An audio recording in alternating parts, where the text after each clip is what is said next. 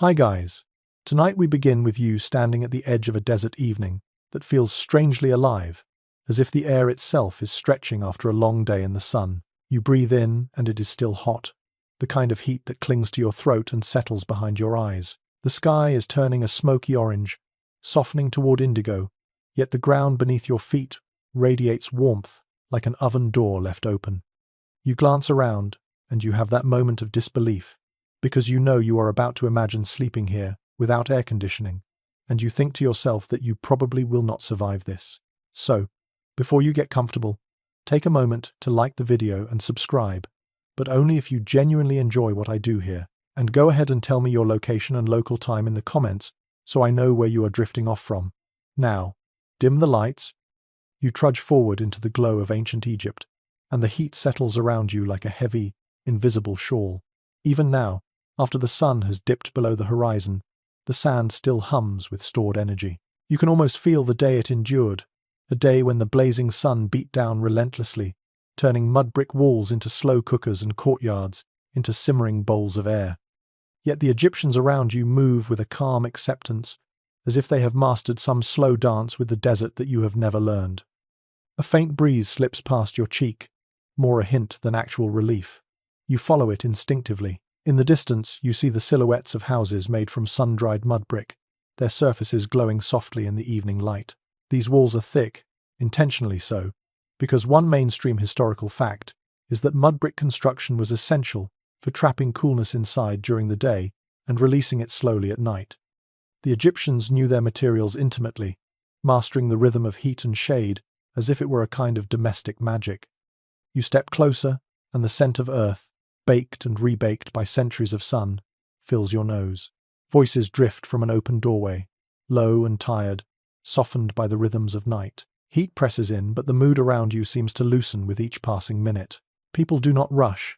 They simply move, letting the dark settle around them like a blanket. You take that in for a moment, wondering how they endured such constant heat without the quick luxury of a mechanical breeze.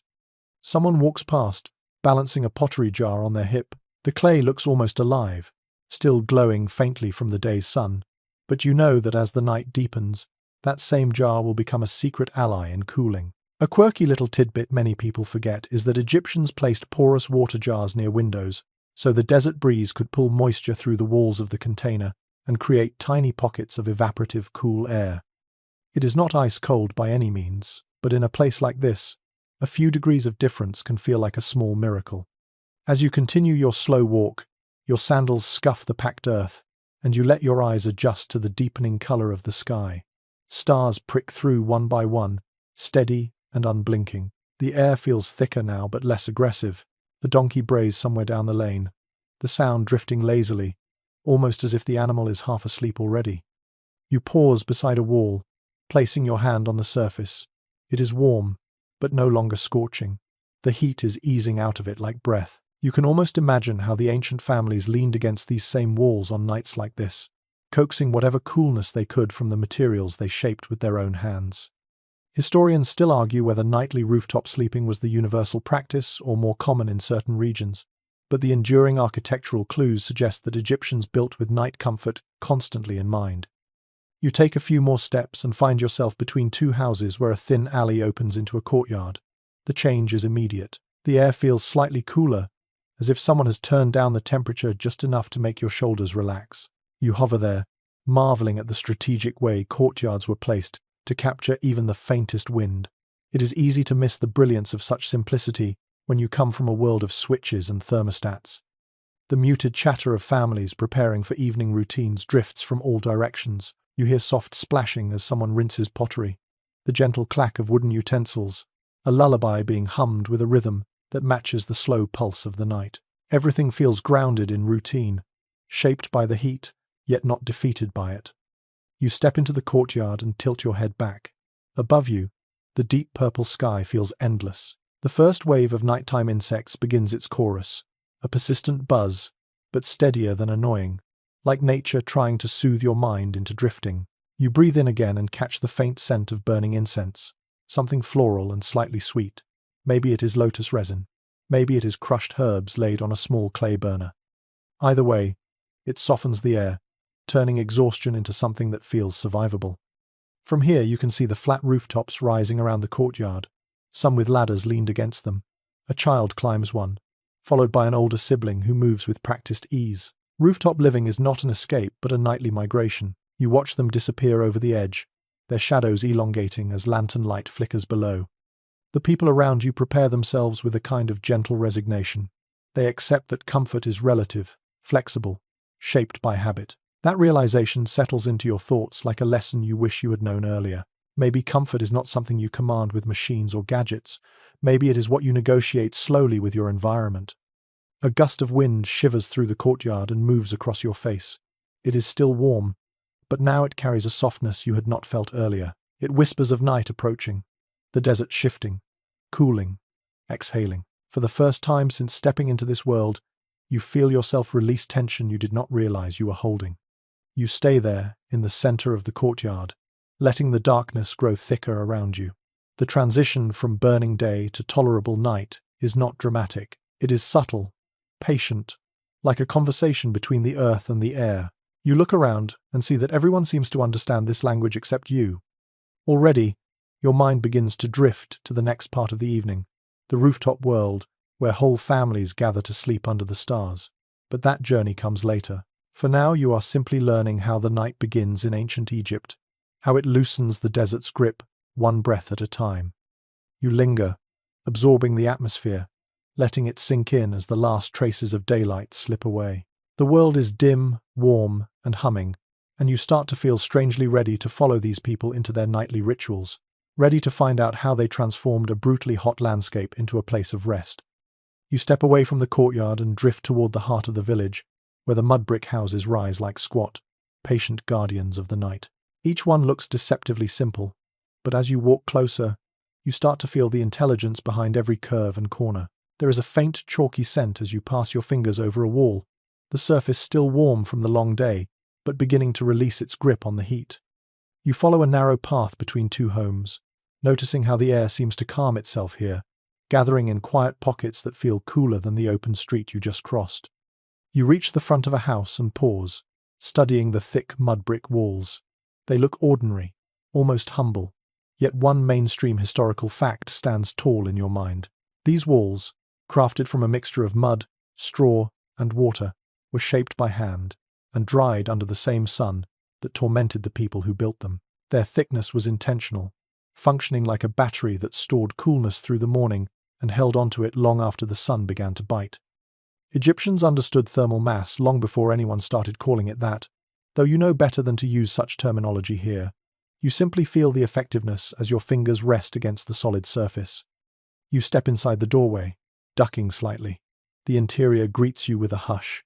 The shift from outside to inside is noticeable, a small but welcome relief. The floor under your sandals feels smoother and cooler, as if the sun has not fully claimed this territory. In the dim interior, you hear soft murmuring, the familiar rhythms of family life unwinding. Someone prepares a small meal of bread and onions. Someone else folds linen cloths with slow, practiced motions. As you stand there, taking it in, you notice how little decoration fills the room. A few reed baskets, a low wooden stool, pottery jars set neatly against the wall. Everything is functional, chosen with care. Even the placement of windows feels intentional. Small, high openings let in just enough night air to refresh the space without allowing the raging heat of midday to invade. Historians still argue whether these window placements varied widely between regions or followed strict architectural norms, but the pattern you see here seems almost universal in its logic. Your eyes adjust, and you step further inside, noticing a raised platform along one wall. It looks like a sleeping ledge, smooth and flat, and you imagine how cool it must feel in the darkest hours of the night. A quirky tidbit whispers into your mind. In some households, people smeared a thin layer of damp clay or even lightly sprinkled water over these surfaces before lying down, creating a short-lived but precious cooling effect as evaporation worked its slow magic. Simple, subtle, and surprisingly effective in a world without machines.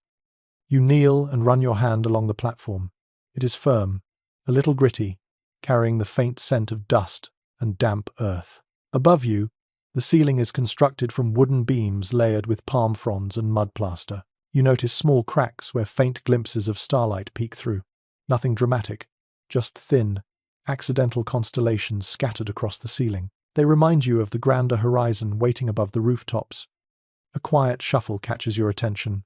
An older woman moves toward the doorway, carrying a small clay jar. She passes you without surprise, as if she has long grown accustomed to odd moments and unexpected guests drifting through warm nights. She sets the jar near a window, tilting it just so. You watch the water inside glisten.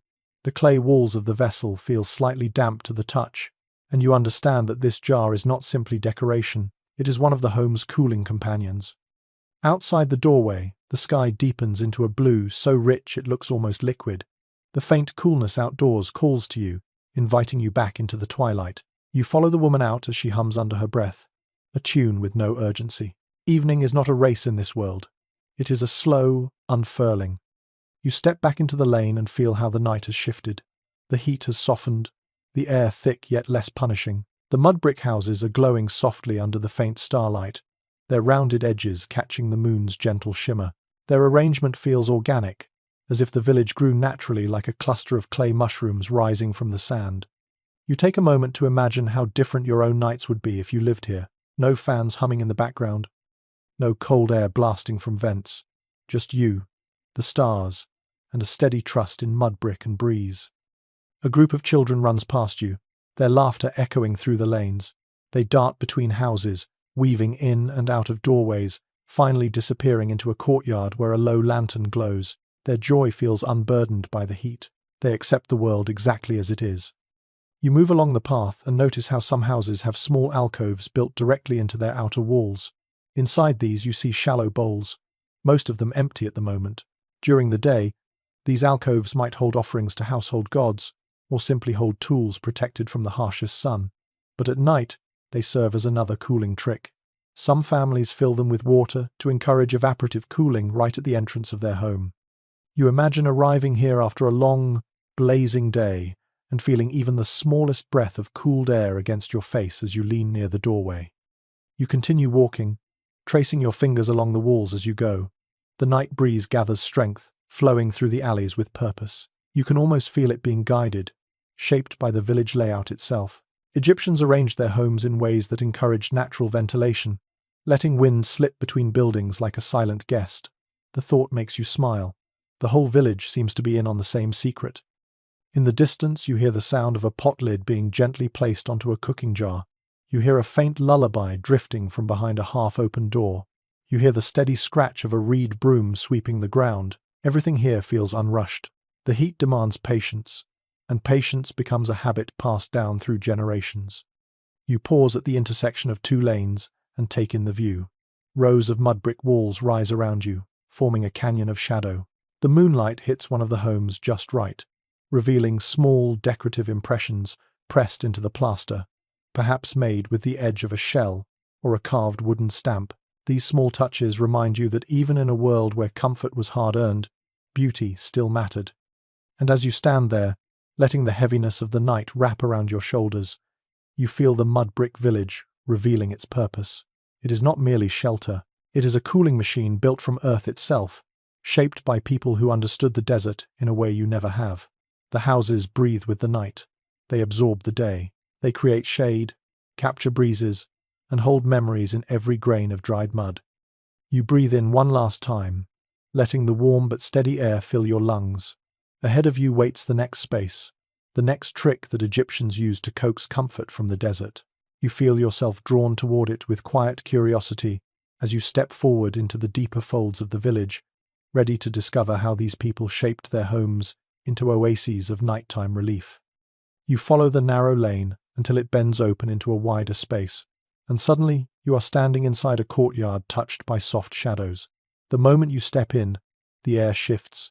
It feels looser here, more relaxed, almost as if the courtyard itself exhales around you.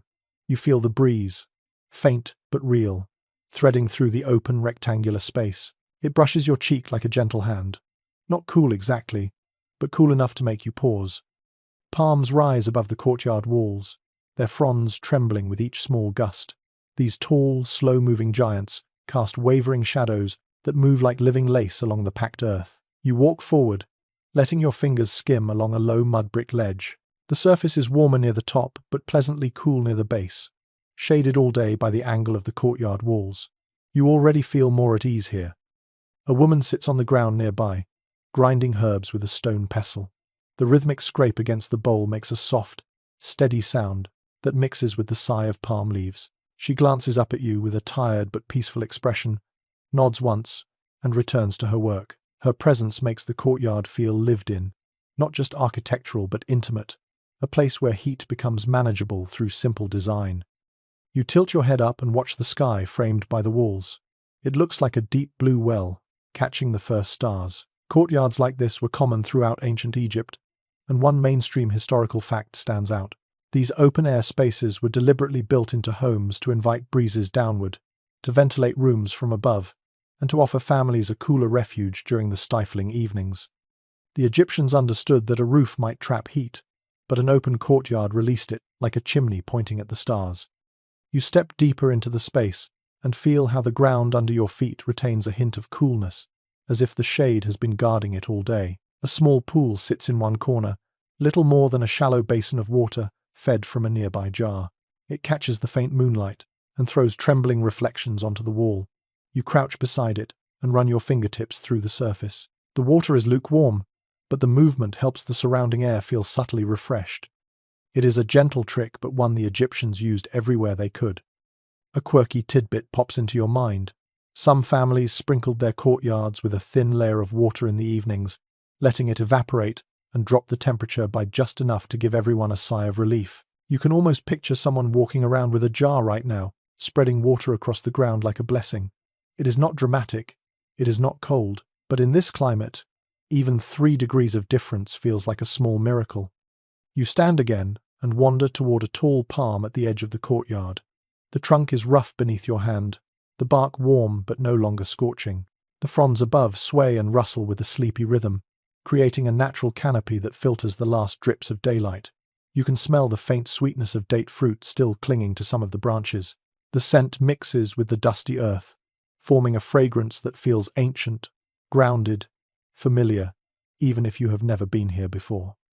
A child scampers past you, barefoot, carrying a reed basket. She stops near the wall and places the basket on a small shelf set into the plaster. Inside are bits of pottery, a piece of folded linen, and a few dried herbs tied together. She spreads them out like she is arranging treasure, humming quietly. Her calm reminds you that the courtyard is a living room without a roof, a breathing space that families use as naturally as you might use your living room couch. You take a slow step back toward the center. The courtyard works on you in subtle ways, slowing your breath, loosening the tightness in your shoulders. You realize that it is not only architecture that cools the body, but also the way a place shapes your state of mind. Shade softens your thoughts. Wind carries away your urgency. Sounds settle you into the rhythm of the night. A potter emerges from a side room with a newly shaped vessel. He sets it down near the wall where the breeze flows strongest. He studies its surface, checking for cracks, then wipes his brow. His forearm glistens in the dim light. Without speaking, he sits down near the small pool and dips his feet in the water. The splash is soft, but the relief he lets out is unmistakable. There is something almost ceremonial about how each member of the household uses this space. The courtyard is not ornate, yet every detail feels purposeful. You glance at a small notch carved into one wall, just beneath a reed mat pinned above it. It looks like a ledge meant to hold a lantern during late evenings. You imagine the gentle glow bouncing off the clay walls, filling the courtyard with honey-colored light, making the night feel softer. You drift toward a doorway that leads deeper into the house. A warm glow spills out, but the air inside looks motionless compared to the soft current out here. You understand why families gravitate to these open spaces as the day ends. Indoors offers darkness, but not much breeze. Out here, the desert night finally begins to dance. Historians still debate whether courtyards developed purely from environmental necessity or also from social preference. Some scholars argue that the design originated as a response to heat, while others believe it was just as deeply tied to the communal nature of Egyptian life. You sense that both explanations hold truth. The heat shaped the architecture, but the architecture shaped how people interacted with one another. You decide to stay in the courtyard a little longer. The air is shifting again, cooler now in noticeable waves. A faint, dusty smell lifts from the ground with each breeze. Somewhere beyond the walls you hear the muffled laughter of neighbors sharing food and conversation. The sounds drift in gently, as if the whole settlement is connected by the same late evening breath. A woman begins laying out bedding along one wall, preparing for those who will sleep here instead of climbing to the roof. Not everyone chooses the open sky. Some prefer the privacy, others the shade. You watch her spread linen sheets across woven mats, smoothing out wrinkles with her palms. She pauses to tie a small pouch of herbs above the sleeping area, the kind meant to keep biting insects at a distance. The scent reaches you, a mix of mint and desert flowers. You imagine yourself here, lying on one of those mats, feeling the light breeze run across your skin, hearing the rustle of palms overhead. It is almost easy to drift into the fantasy until a sudden gust shakes a spray of dried leaves loose. They flutter down around you like fragments of old paper, whispered messages from the day. The sky above the courtyard grows darker, the stars brighter. The air moves in slow pulses now, washing gently over you every few seconds. You can feel the desert night settling into its deeper rhythm, softer but still warm. A family gathers near the pool, their voices low and unhurried. They lean back, faces turned upward, as if thanking the sky for finally letting the heat loosen its grip. You step toward the exit, feeling the slight drop in temperature as you pass beneath the archway. The courtyard fades behind you like a room of calm energy, still echoing with shadows and whispers. Ahead of you lies the pull of the rooftops, the next stage of the night. You feel ready for it now. The courtyard has prepared you, cooled your thoughts, taught you how to breathe in this desert world. And so you continue, slipping into the narrow lane once more, guided by moonlight and the soft promise of wind drifting from above. You follow the curve of a narrow passageway until it opens into a quieter corner of the village. The scents of clay and evening bread fade behind you, replaced by the faint sweetness of night-blooming flowers perched in jars along the walls. You glance upward and see a simple wooden ladder leaning against the edge of a low roof. It looks like an invitation rather than an obstacle, and you feel yourself drawn to climb, as if the night itself is whispering that this is where the real relief begins. You step onto the first rung. The wood feels worn beneath your hands, its surface polished smooth by years of palms and bare feet. As you climb, you feel the warm air swirling around you, yet something shifts the moment your head rises above the roofline. A whisper of breeze greets you, slipping across your skin like a cool ribbon. It is not cold, but in this climate even the suggestion of movement feels luxurious. You hoist yourself onto the flat rooftop and pause, letting the world expand around you. The desert night stretches in all directions, the horizon glowing faintly under a wash of starlight. You exhale slowly. Up here the air feels lighter, freer, almost curious. The roofs are not just flat surfaces but living spaces, extensions of the home that awaken after sunset. You walk forward, your sandals tapping softly against the hard packed surface. The roof is cool at the edges but still warm near the center, absorbing and releasing the sun's stored energy. Families have already begun claiming their spots for the night. You see blankets laid out neatly, pillows arranged in a tidy row, and woven mats ready to receive tired bodies. A few children chase each other in slow, lazy circles, their laughter drifting like dust on the breeze. This rooftop world feels completely different from the rooms below. One widely accepted insight among Egyptologists is that people used these spaces not just for sleeping, but for cooking, drying laundry, telling stories, and marking seasonal events. Up here, life slipped into a more relaxed rhythm, shaped entirely by the wind and stars. It reminds you of modern balconies and terraces, except woven deeper into the fabric of daily existence. You walk toward the edge and look down into the lane you just left. From above, the village looks like a patchwork of small enclosures and shadowy corners. It feels peaceful, like a giant clay beehive settling after a long day of work. Someone across the way calls softly to a child, urging them to finish one last chore before resting. The voice is gentle, touched by fatigue, but also by tenderness. As you turn back toward the center of the roof, something catches your eye. A young man crouches near a small terracotta bowl filled with water. He dips a linen cloth into the bowl and wrings it out carefully before spreading it over his sleeping mat. A lesser-known detail recorded in old travel accounts hints that people sometimes dampened linens just enough to create a momentary cooling sensation when lying down. It was short-lived, but still precious in a world where heat controlled the rhythm of every movement. You watch as he smooths out the cloth, then sits beside it to massage his feet. The gesture is slow, relaxing, an act of transition from the demands of the day to the calm of the night. Nearby, his sister arranges a tiny clay lamp and adjusts the wick until a soft, steady glow spreads across the rooftop. The light makes everything look warm and intimate, like the rooftop is a giant open bedroom. You wander past them toward another section where a family is preparing their space. Two older women sit on folded blankets, gossiping in hushed tones that mix with the rustle of palm fronds. One of them glances at the sky and mutters a comment about the direction of the breeze. You can tell she has done this every night for decades, reading the wind like a familiar story. Some distance away, a group of men sits in a loose circle, sipping a drink that looks like a mild beer. Their low voices blend with the desert hum. One man gestures toward the horizon, pointing out something barely visible. You cannot hear his exact words, but you sense he is telling an old tale about the desert winds, perhaps explaining why tonight's breeze feels gentler than usual. Modern researchers continue to debate how much ancient Egyptians relied on local wind patterns to plan their nightly routines, but here on the rooftop, it feels obvious that they knew the wind intimately. A soft thump behind you draws your attention. A teenage boy lays down a reed mat with a practiced flick of his wrist. He dusts it off, inspects a corner, and sets a clay jar beside it. When he removes the stopper, you catch the faint scent of mint. A small curiosity, noted in household inventories, suggests that some families kept simple herb-infused water jars nearby, believing the aroma encouraged relaxation or cooled the senses. You inhale deeply, and the smell does feel calming, like a small gift from the night. You walk farther across the roof, letting the breeze play lightly with the loose strands of your hair. The stars seem brighter now, their glow undisturbed by smoke or modern lights. The sky looks so clear that you could reach up and touch the constellations with your fingertips.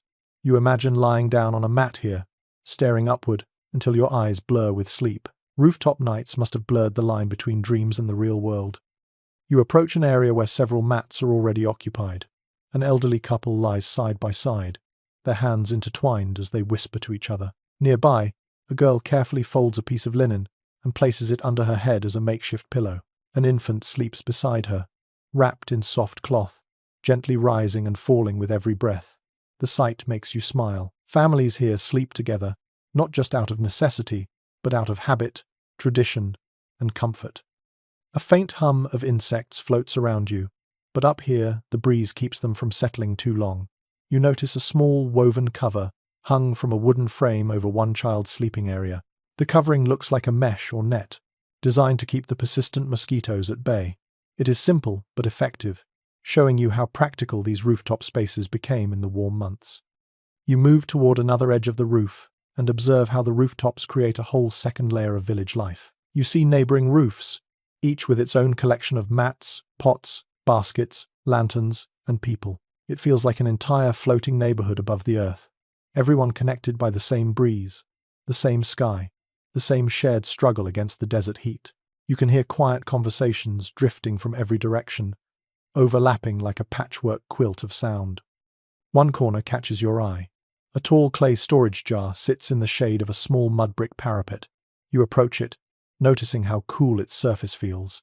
The jar is partly buried in the roof, a technique some families use to keep stored goods cooler than the air above. Archaeological surveys often note these half-sunken vessels, hinting at the ingenuity of people who learned to merge their homes with the rhythms of the desert itself. You look out again at the horizon, your body relaxing into the rooftop stillness. The wind brushes your shoulders, carrying hints of distant sand and dried herbs. Someone begins humming an old melody nearby, a tune so gentle it feels like a lullaby drifting across the rooftops. The night is settling deeper now, the heat loosening its grip bit by bit. As you breathe in, you realize that this rooftop is more than a simple sleeping platform. It is a sanctuary, a bridge between earth and sky, a cooling refuge shaped by necessity and perfected by time. Families climbed here not only to escape the heat, but to reconnect with each other and with the quiet peace of the desert night. You feel yourself drawn to remain here, to stretch out on a mat and let the stars move slowly overhead. But the night still has more to show you, and the rooftops are only one part of the ancient Egyptian arsenal against the relentless heat. You take one last look around, letting the rooftop world settle into your senses. The breeze washes over you again, warm yet comforting, guiding you toward the next gentle discovery waiting in the shadows below. You descend from the rooftop with slow, careful steps, letting the ladder carry you back into the softer darkness of the street. The night air feels different now that your skin has tasted the faint breeze above. Down here, the warmth settles around you again, but not as sharply as before. You walk through the narrow passage until you reach a doorway covered with a hanging linen curtain. It flutters gently each time a stray gust pushes through, inviting you inside with a whisper of fabric. You slip through the entrance and find yourself in a dim room lit only by a small oil lamp. The flame dances inside its clay bowl, making the linen textiles around the room glow like pale ghosts. You step farther in and see a woman seated on a low stool, her hands moving rhythmically over a bolt of linen cloth. She pulls the fabric between her fingers with a tenderness that catches your attention, smoothing it as if it was something alive. You pause, drawn toward the texture itself. Linen was not merely clothing for the Egyptians. It was comfort, protection, and a quiet ally during the suffocating heat. One well-known detail from museum collections shows that Egyptian linen, especially the finer grades, was woven to be lightweight and airy, ideal for surviving long nights when the desert refused to release the day's stored fire. You reach out and brush the cloth lightly. It feels almost weightless, a soft whisper against your fingertips. The woman glances up and gives you a small smile, then holds out a square of fabric as if offering you a sample. You lift it closer to the lamplight. It seems almost translucent, shimmering faintly as the flame flickers. The moment it touches your skin, you understand why ancient people treasured this material. It breathes, it cools, it floats. In a place where heat clings like a jealous spirit, linen becomes a silent blessing. Nearby, a young girl is folding smaller strips of cloth, humming softly as she stacks them in a woven basket. You watch her fingers work the edges with careful precision. A lesser-noticed detail preserved in old tomb paintings hints that families stored their linen close at hand, so they could quickly replace dampened or dusty cloths during the night.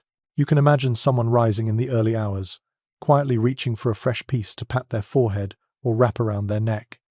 You move toward a low bench covered in rolled linen garments. Some are simple tunics, pale as moonlight. Others are more intricate, decorated with dyed edges or delicate stitching. Each garment tells a different story about the person who would wear it. One tunic has tiny beads sewn into the sleeves. Another has a faint scent of lotus oil embedded in its threads. You lift it closer and inhale. The fragrance is soft, calming, something that would make drifting to sleep easier after a long day under a merciless sun. The room feels warm, but the presence of linen softens the sensation. Every breeze that slips through the window seems to wrap itself in the fabric, carrying a hint of coolness with it. The walls absorb the glow of the lamp, casting gentle shadows that sway like the linen strips hanging from wooden rods. You feel yourself settling into the quiet rhythm of the space. A man enters carrying a small clay jar, which he sets on the floor beside the woman. He uncorks it, revealing a thin liquid.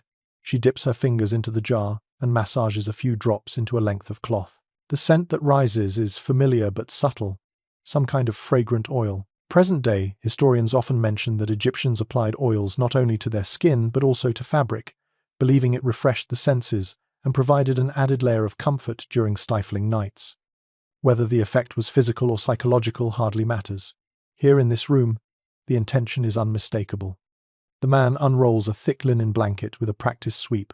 It is rougher than the garment cloth, meant for durability rather than elegance. He spreads it across the sleeping platform, smoothing out the wrinkles with slow, tired motions. You watch him tuck in the edges, as if preparing a bed for a long, gentle sleep. The woman hands him a second piece, lighter and thinner, perfect for placing over one's body on nights when the heat settles stubbornly, but the breeze offers at least some relief. You notice a tiny basket filled with smooth river stones placed in the corner. The stones are wrapped in scraps of linen. You pick one up, curious. The fabric is slightly damp, the stone cool to the touch.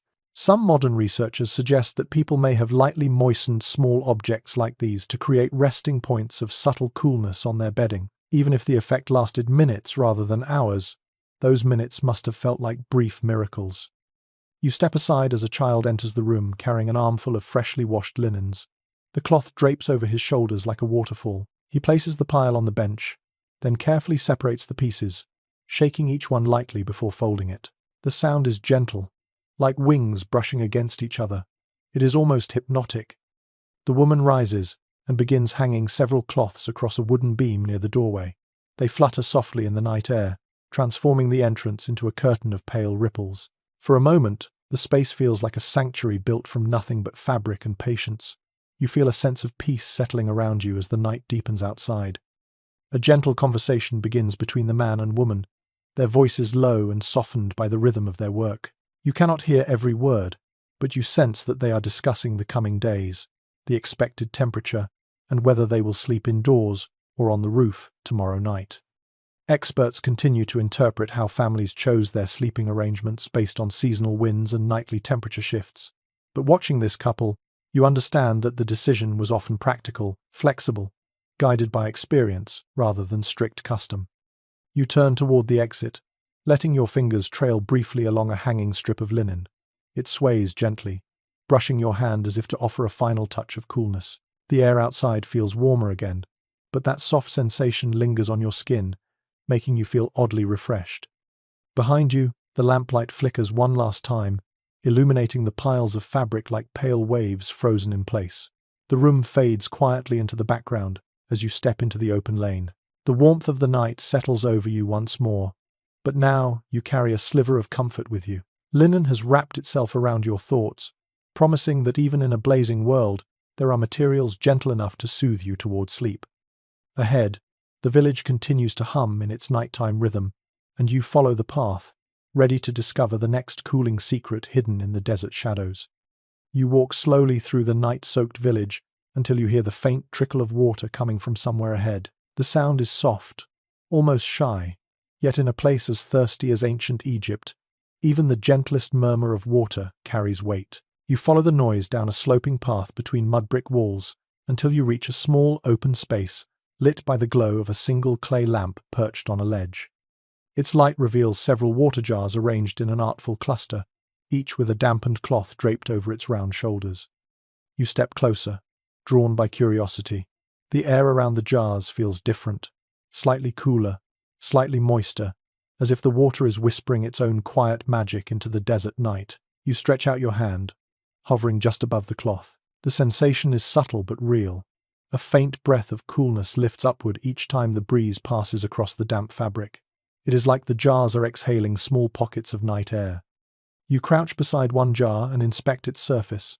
The clay is porous, made to allow water to slowly seep through and evaporate.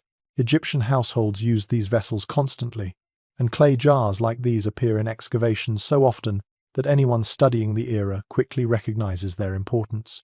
A detail frequently noted in archaeological reports is that these jars acted not only as water storage, but also as natural cooling devices, working with the environment instead of against it. You watch as a bead of moisture glistens along the jar's side before disappearing into the air. Beside you, a young boy sits cross-legged, with a small reed scoop. He dips it into a shallow basin and carefully pours water over the cloth covering the jars. His movements are gentle, practiced. He looks up at you briefly, then returns to his task without hurry. You can almost hear the unspoken instruction from his parents. Keep the jars damp, keep the air moving, keep the family cool enough to sleep. A woman steps into the space carrying another strip of linen. She wrings it out with a twist of her hands, letting droplets fall onto the packed earth.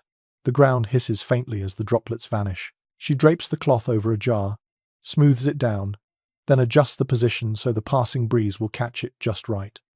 A lesser-noted household insight documented in some reconstructions suggests that people positioned jars based on the direction of prevailing winds, ensuring maximum evaporation. Watching her deliberate adjustments, you believe it. You rise and wander around the small cooling setup. A clay tray nearby holds several shallow bowls filled with water. A child's handprint is preserved in the dried mud beside them, perhaps made earlier when the bowls were first arranged. The water inside each bowl reflects the moonlight, forming tiny silver mirrors. You tap one lightly and watch ripples shimmer across the surface. As you move, you notice a cluster of small holes punctured into the courtyard wall. At first, they look like mere imperfections, but as you lean closer, you feel a light current of air slipping through them. The openings are angled upward, guiding the breeze toward the jars. A few scholars propose that such built-in ventilation holes served as primitive airflow enhancers, channeling nighttime wind toward key cooling spots. Whether the explanation is entirely correct or simply intuitive interpretation, you feel the effect clearly on your skin. A man enters the area, carrying a pair of large ceramic pots balanced by a wooden yoke across his shoulders. His steps are slow but steady. He lowers the pots onto the ground with a relieved sigh, then kneels to uncover them. The scent of cool water wafts upward, earthy and clean. He dips a cup into one pot and offers it to a child, who drinks with grateful gulps. Fresh water at night is a quiet luxury, one that families safeguarded carefully.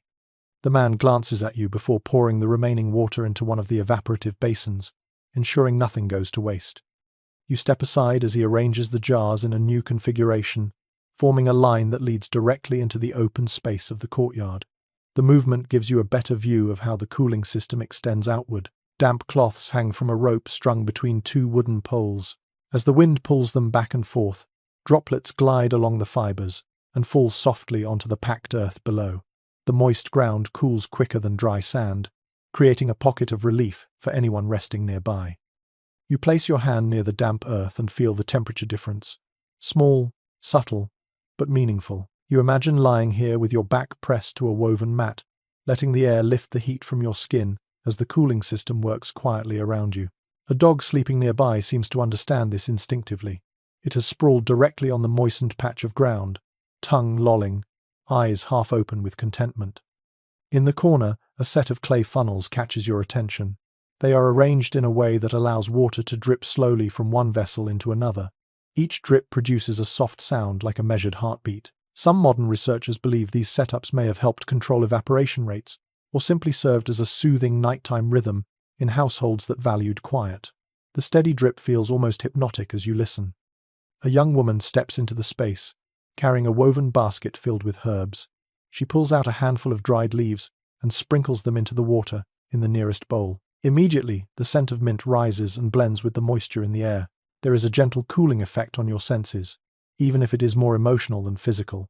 Ancient Egyptians valued fragrance deeply, and they understood that the mind could be cooled long before the body caught up.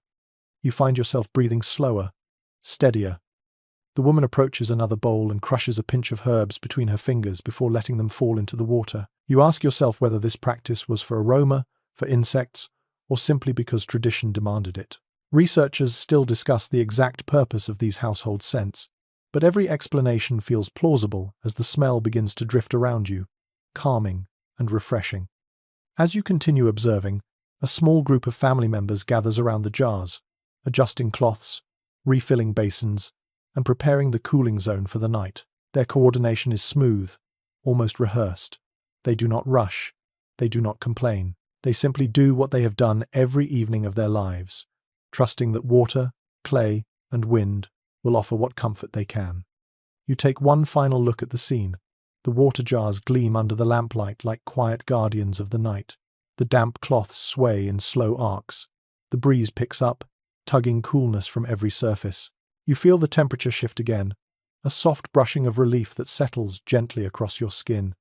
This small corner of the village feels like a sanctuary, crafted entirely from patience, ritual, and the wisdom of generations.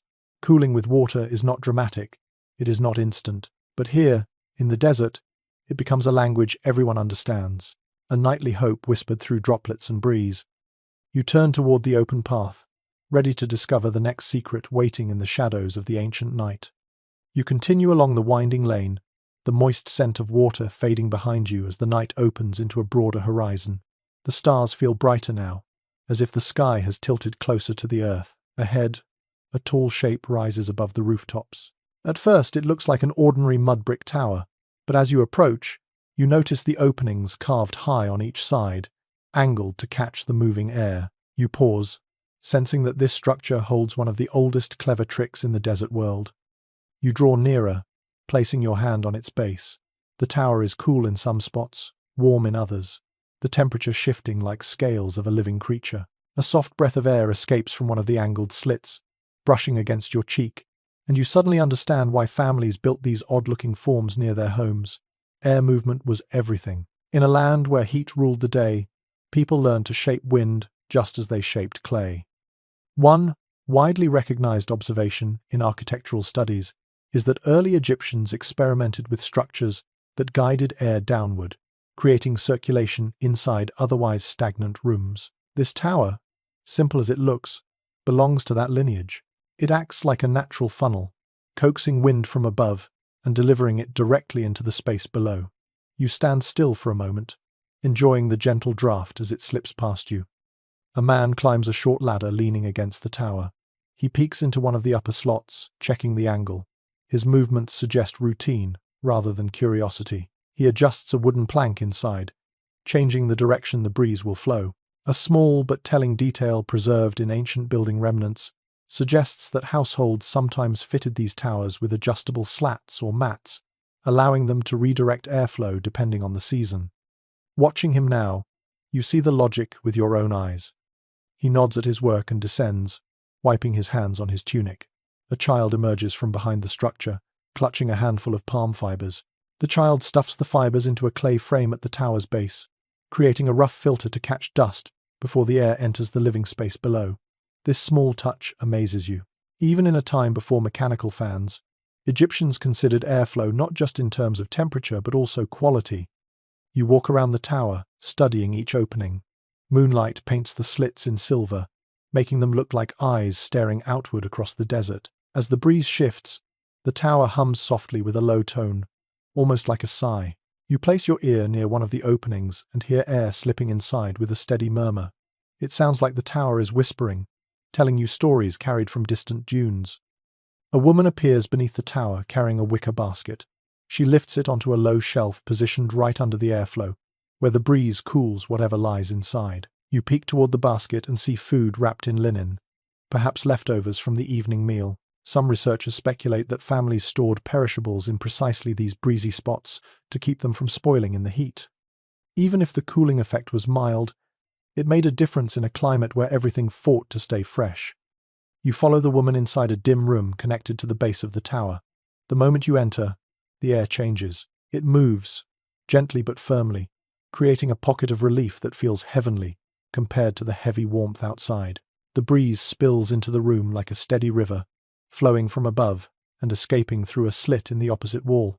You close your eyes for a moment, savoring the sensation. Inside, two older men sit on woven mats, enjoying the airflow. They lean back against the mud brick wall, faces lifted slightly toward the draft. Their posture tells you everything. This is the evening refuge, the quiet corner where people gather to let the heat drain from their bones. One of the men opens his eyes and glances your way. He gives a small nod, acknowledging your presence without needing to speak. A piece of linen hangs from a wooden peg near the tower base.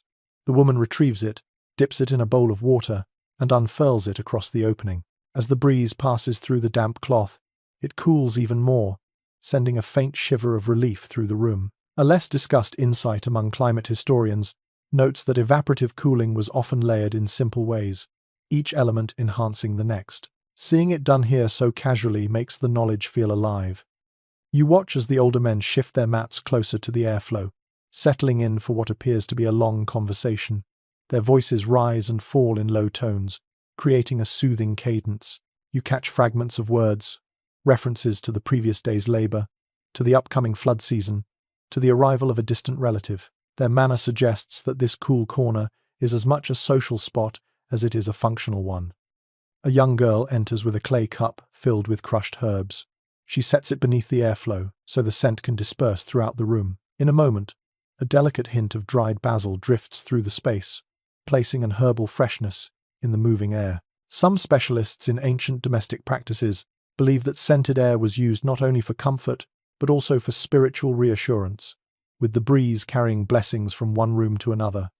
You inhale, letting the herb-laced wind soothe your mind. As you step back outside, the tower looms above you like a guardian of the night. Its shape is plain, almost homely, yet its purpose feels profoundly important. It catches the faintest winds from the desert and transforms them into comfort for the weary. You run your hand along the mud brick surface once more. It feels cool now, almost chilled at the base, showing how the wind has done its work. You tilt your head back to watch the top of the tower disappear into the star-scattered sky. The ancient world knew many ways to survive the heat, but this rising structure feels like one of its quiet masterpieces. No gears, no metal, no noise, only wind, earth, and human understanding woven together into a simple but brilliant design. As you turn away, the breeze brushes the back of your neck, guiding you toward another part of the village. The night is deepening, and each step leads you to another secret woven into the cool heart of the desert. You drift back into the open lanes of the settlement, letting the night guide you without urgency. The air feels livelier here, stirred by voices, footsteps, and the distant clatter of pottery lids. You follow the sounds as they grow clearer, and soon you find yourself near a cluster of stalls arranged loosely along a wide path.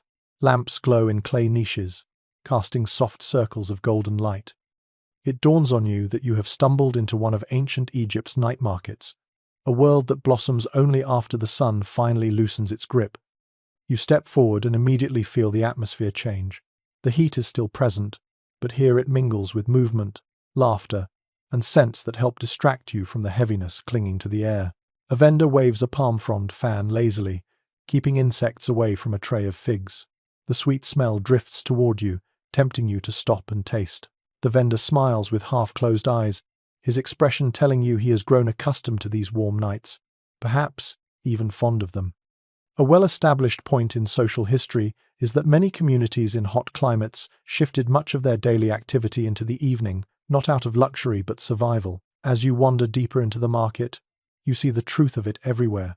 People shop, trade, chat, barter, and joke as if the night were their true day. The faint breeze weaving through the stalls seems to energize everyone, giving the space a gentle pulse. You pause near a group of musicians playing hand drums and rattles made of hollow gourds. Their rhythm provides a heartbeat for the entire market. You watch as a dancer sways in slow, relaxed arcs, letting her linen garments ripple around her. The movement mesmerizes you. Even the music feels adjusted to the heat, slow enough not to raise the body's temperature, but steady enough to make the moment feel alive. A few steps away, a woman seated behind a low table arranges small jars of scented oils. She gestures for you to come closer. You lean in and catch a soft aroma rising from one jar, perhaps made of marjoram or chamomile. She dips a reed stick into the jar and lets a drop fall onto your wrist. The scent opens gently, soothing and light. Some researchers today suggest that certain aromatic oils helped ease heat-induced tension, though perhaps the emotional calming mattered just as much. You move on and soon find yourself at a stall selling woven mats. A man sits cross-legged, working palm fiber strips into delicate patterns. He glances up and gives a brief smile before returning to his weaving. You notice that the mats are thin and airy, perfect for sleeping on rooftops or in courtyards during the hottest months. A note often mentioned by textile historians is that mats like these lifted the body slightly above the heated ground, allowing airflow beneath the sleeper. It is a modest solution, but in a place where the earth radiates warmth long after sunset, even a little elevation makes a world of difference. A child runs past you, clutching a clay cup filled with cool water. She drinks eagerly and wipes her mouth on her sleeve. Her mother follows behind, gently reminding her not to spill. The cup intrigues you. It is made of porous clay, just like the jars you saw earlier, and beads of moisture shed from its surface. The cup itself cools the water it holds through evaporation. These small innovations feel like tiny triumphs in a world where heat never fully rests. You stroll toward the far end of the market where the crowds thin out. A group of older men sits on low stools around a small charcoal brazier. It glows faintly, used less for warmth and more for roasting a handful of seeds. You catch the nutty scent drifting around them. They speak in hushed voices, discussing tonight's breeze, tomorrow's tasks, and the coming Nile flood. Some specialists in ancient lifeways point out that night gatherings helped communities maintain strong social bonds in climates where daylight work demanded constant movement and endurance. Watching these men, you understand how vital such moments must have been. A girl approaches one of the men and hands him a woven pouch. He opens it and removes a small clay figure shaped like a frog. It looks simple but intentional. He chuckles softly, showing it to his companions. She must have crafted it earlier, maybe during a moment of boredom. You smile at the playfulness of it. Small, handmade objects like this often appear in excavations, and their purpose is still a topic of discussion among researchers. Some interpret them as toys, others as charms, and some lean toward symbolic offerings. As you watch the men admire the piece, the possibilities all feel believable. You veer toward another row of stalls where food is being prepared. Skewers of roasted onions and herbs sizzle gently over a clay burner. The smell makes your stomach rumble faintly. A woman fans the coals with slow, rhythmic motions, guiding heat rather than fighting it. She sets a skewer aside to cool, sprinkling a pinch of salt over it. You notice several families sitting nearby on mats, sharing small plates and cups. They speak with relaxed voices, their faces softer now that the worst of the heat has passed. A breeze flickers through the market and lifts your hair with a gentle tug. The sensation makes you close your eyes for a moment. Around you, lantern flames dance, and the palm frond awnings flutter lightly. The entire market responds to the wind like a single living being. You sense conversations pausing, bodies adjusting, shoulders relaxing. In a land where the breeze is something rare and treasured, each gust feels like a gift. When you open your eyes again, you notice an elderly woman, sitting beside a stack of clay pots. She beckons you closer with a crooked finger. When you approach, she lifts one of the pots and tilts it toward you. Inside is a mixture of herbs and a powdery substance that smells faintly of crushed lotus. She explains with a smile that some households sprinkled mixtures like this onto sleeping mats for a faint cooling effect or for fragrance that made hot nights easier to endure. Whether the effect was physical or simply comforting, you feel the care behind the tradition. You walk deeper into the flickering maze of lights, soaking in every detail. Sounds layer over each other. The clink of pottery, the hum of conversation, the occasional bray of a donkey in the distance. The night has turned into its own kind of day, shaped entirely by heat and the ways people learn to survive it. As you wander, you notice a group of youths clustered around a small game board, scratched into the packed earth. Pebbles serve as game pieces, and each move is made with dramatic flair. The onlookers cheer softly, leaning in to observe the next play. Games like these have appeared in tomb scenes and household items, hinting at how evenings brought both respite and camaraderie. Their laughter brightens the air, stretching warmth into joy rather than discomfort. You move toward the edge of the market, where lanterns thin out and darkness returns. You look back for a moment. The night market glows like a constellation on the ground. People lean into conversation, share food, mend tools, exchange gifts, and relax in the cooled hush of evening. Life reorganizes itself gracefully around the sun's demands. Instead of resisting the heat, they have learned to dance around it. You inhale the last drift of spices and cooled clay and step away from the market path. The village grows quieter as you continue forward. The breeze follows you, faint but loyal, reminding you that the desert night still has more wisdom to share. You continue along the moonlit path, letting the soft pulse of the night market fade behind you. With each step, the sounds quieten. The air grows still again, warm but gentler, as though the breeze is resting between breaths. Ahead, you spot a low doorway leading into another part of the village. You duck inside and find yourself in a dim space filled with woven mats stacked neatly against a wall, their shadows creating a pattern of stripes across the floor. You step closer, brushing your fingers across the top mat. The texture surprises you. It is firm yet springy, made from tightly woven palm fibers that still carry the faint scent of the grove where they were harvested. In Egypt's unforgiving heat, beds needed to help the body breathe, not trap the warmth beneath it. One clear observation noted in ancient household reconstructions is that mats like these were essential tools for airflow. Sleeping on raised, airy surfaces allowed circulation to pass beneath and around the body, easing the oppressive heat of the ground. A man sits nearby, legs crossed, repairing a worn section of one mat. His fingers move steadily, pulling new palm fibers through the weave and tightening them with a practiced tug. He glances up, nods once, then returns to his task. You watch how his hands work, the calmness of his rhythm mirroring the slow pace of the night itself. These mats are more than bedding. They are part of the nightly ritual of preparing the body and mind for rest. Beside him, a young boy sorts through bundles of palm fibers. He separates the thicker strands from the thin ones, setting aside the most flexible pieces for weaving. A noticeable point mentioned by specialists who study ancient materials is that palm fiber had to be carefully selected. Too stiff, and the mat would poke the skin. Too thin, and it would sag.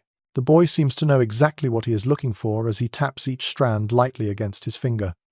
You kneel to examine one of the finished mats spread on the floor. It lies perfectly flat, its surface cool where the shadows touch it. You press your palm against it. The weave creates tiny air channels, each one allowing the faint breeze to slip through. It is a simple design, yet incredibly effective. You imagine yourself lying there, feeling the night air travel beneath your back. A little girl enters the room holding a small clay bowl filled with crushed herbs. She kneels and sprinkles some of the mixture across a freshly woven mat. The scent rises instantly, a mixture of dried mint and something slightly floral. A few modern researchers exploring ancient domestic habits suggest that some households used herbs not only to scent their mats, but also to discourage insects from settling too close during the night. The girl pats the mixture softly into the weave, careful not to break the fragile fibers. You stand and move to another corner of the room, where thicker mats are rolled tightly and tied with strips of linen. These look sturdier and slightly elevated, perhaps for older family members who preferred more support. A curious detail noted in certain excavation reports describes how wealthier households sometimes added wooden frames beneath their mats, lifting them a few inches higher to enhance airflow. You see one such frame leaning against the wall, its smooth edges worn from years of use. A woman enters carrying a bundle of reed sticks. She places them on the floor and spreads them out like fan blades. With gentle precision, she ties them together, creating a narrow roll. She runs her hand along it, testing the firmness. It appears to be a headrest, designed to keep the neck elevated while allowing air to circulate freely. Some scholars still discuss how widely these headrests were used for nighttime comfort versus ceremonial settings, but standing here, you sense their practicality. She picks up one completed headrest and sets it atop a woven mat. The shape looks unusual compared to modern pillows, but the logic is clear. Heat builds wherever the body settles. Lifting the head a few inches allows the breeze to reach the neck and shoulders, cooling the blood as it travels. You imagine lying on one, your skin exposed to the night air, your breath deepening under the stars. A faint rustle draws your attention. A cat slips inside the room, its tail held high as it weaves between the legs of the man repairing the mat. It curls into a coil on one of the completed mats and settles almost immediately. You smile, recognizing that animals often know comfort better than people. The cat closes its eyes, soaking in the cool fibers beneath it, purring softly. The man finishes his repair and lifts the mat toward a nearby window. A gentle breeze flows through the opening, stirring the loose fibers. He nods as if satisfied, then hands the mat to a woman waiting by the doorway. She carries it into the courtyard, presumably setting it out where someone will sleep later tonight. Watching her, you sense how deeply connected the people are to the materials they use. Every mat, every fiber, every knot is crafted with care and meant to last through countless hot nights. You turn to explore the room further. On one shelf, you find small clay weights used to press freshly woven mats and help them settle into shape. Nearby sits a jar filled with oil used for conditioning palm fibers, making them pliable and smooth. The scent rising from the jar is faintly sweet, like pressed seeds warmed by the sun. A boy notices your interest and lifts a mat to show you something beneath it. A thin layer of sand has been brushed, smooth and lightly moistened. He explains with a gesture that some families spread damp sand beneath their mats to create an extra touch of evening coolness. The moisture in the sand evaporates slowly, cooling the mat above. Whether this was common or only practiced in certain households remains a point of discussion among those who study ancient domestic techniques, but the method seems ingenious as you feel the faint chill rising from it. You stand again and look around the room. Everything here feels handmade, intentional, shaped by the daily battle with heat. No one complains, no one rushes. The creation of these mats is part of the gentle rhythm of life, a way of preparing not just the body but the spirit for nightfall. The woman with the herbs begins packing her mixture into a small pouch, humming a quiet tune. The sound blends with the light rustle of palm fibers and the soft breathing of the sleeping cat. The atmosphere is peaceful, warm, and surprisingly soothing. You realize that this room, filled with simple mats and natural scents, holds its own kind of sanctuary. Here, the heat is acknowledged but not feared.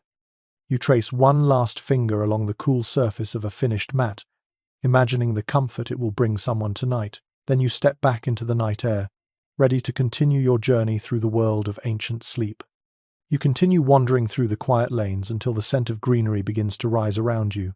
Subtle at first, then unmistakable.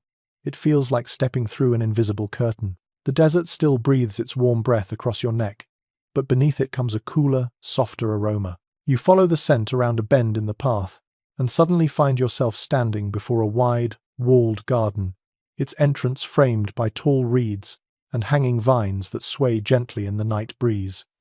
You step inside, and the air shifts instantly. The temperature drops just enough for your shoulders to relax. The garden feels like another world entirely, a little miracle nestled inside the harsh landscape. You hear the faint rustle of leaves, the hum of insects softened by distance, and the quiet trickle of water from somewhere deeper in the shadows. Moonlight filters through branches overhead, painting delicate patterns across the packed earth. One frequently cited point in environmental studies is that ancient Egyptians used gardens not only for beauty and food, but for microclimates. By planting trees and shrubs strategically, they created pockets of shade and moisture that cooled the air far more effectively than bare courtyards could. As you walk along a narrow pathway, you feel that truth with every step. The hard heat of the desert falls away, replaced by the hush of living things breathing in the dark. You pause beside a wide basin of water, lined with smooth stones. The surface reflects the moon like a polished mirror. Close by, clusters of papyrus plants sway gently, their long stalks bending with each tiny gust. A young girl kneels at the water's edge, dipping a clay cup into the pool. She splashes some water onto the nearby leaves, letting droplets cling to them like tiny jewels. Some specialists today point out that lightly watering plants at night increased humidity just enough to cool the surrounding air. Watching the girl at her task, you realize how instinctive the practice must have been. Further along the path, you find a fig tree with thick, broad leaves. They cast generous shadows, even in the dim moonlight. Beneath the tree sits a woven bench where an elderly couple rests side by side, speaking in hushed voices. Their words float softly through the dark, carried by the breeze and softened by the leaves overhead. You can almost feel the comfort they draw from simply sitting here, letting the night and the plants do their quiet work. As you continue, you notice something surprising. A cluster of small clay pots has been partly sunk into the ground beneath a section of young trees. Their cool surfaces gleam faintly in the starlight. A lesser-known insight from some excavation notes describes how gardeners occasionally used buried pots to retain moisture in the soil, helping gardens stay cool even during the hottest days. You kneel and touch one of them. The earth around it feels damp and cool, a sharp contrast to the warmth of the path you walked earlier. A boy runs past you, laughing as he shakes a branch of an acacia tree. The leaves rustle above him, releasing a gentle rain of cooler air that settles around you like a soft sigh. His laughter echoes lightly through the garden, blending with the whisper of the branches. You smile, absorbing the moment. Acacia trees often appear in ancient art, and botanists believe their shade played a role in creating comfortable resting spots throughout villages. Standing under one now, you understand why. You follow a stone path deeper into the garden. The walls here are high and covered with climbing vines, their tendrils wrapped around wooden supports. You run your fingers along one of the vines. It feels cool and alive, pulsing faintly with the day's stored moisture. A woman steps into view carrying a small basket of fresh leaves. She plucks a few and sets them on a stone table beside you. Their scent blossoms into the air, sharp but refreshing. Some researchers suggest that certain garden plants were chosen as much for their aromas as their shade, acting like natural perfumes that made the heat feel less oppressive. She crushes one leaf gently between her fingers, releasing an even stronger fragrance. She smiles as she lets you smell it. The scent dances through your senses like a breeze made of mint and honey. You thank her with a nod, and she continues on her way, moving deeper into the green labyrinth. You reach the center of the garden, where a larger pool glimmers. Stone benches circle the water, and willow branches droop low enough to brush the surface. The breeze that skims across the pool carries a touch of the chill trapped in the deeper water. You close your eyes for a moment and let that cool breath wash over your face. The garden hums around you, alive but peaceful, its sounds weaving together into a lullaby. Near the pool stands a clay structure shaped like a small shrine. At its base, you notice tiny carved channels running toward the water. One interpretation put forward by some historians is that these channels may have been part of irrigation or drainage systems designed not only to water the plants, but also to help regulate the garden's nightly coolness. You trace one channel with your finger, feeling dried mud and the memory of water. A sudden flutter draws your attention upward. A pair of nightbirds glides between branches, their wings brushing the leaves with soft whispers. Their silhouettes dart and turn in the air, graceful and almost silent. The movement adds life to the still garden, making you feel as though you are walking through a living tapestry of sights, scents, and sounds. You continue wandering until you reach a low stone bench beneath a sycamore tree. The leaves ripple gently, shimmering like the scales of a dream creature catching moonlight. Sycamores appear again and again in Egyptian mythology, often linked to protection and comfort. The tradition seems fitting as you sit on the cool stone. The air beneath the tree feels noticeably fresher, touched by the rustling canopy above. The heat does not vanish entirely. It lingers like a memory, a reminder of the day's intensity.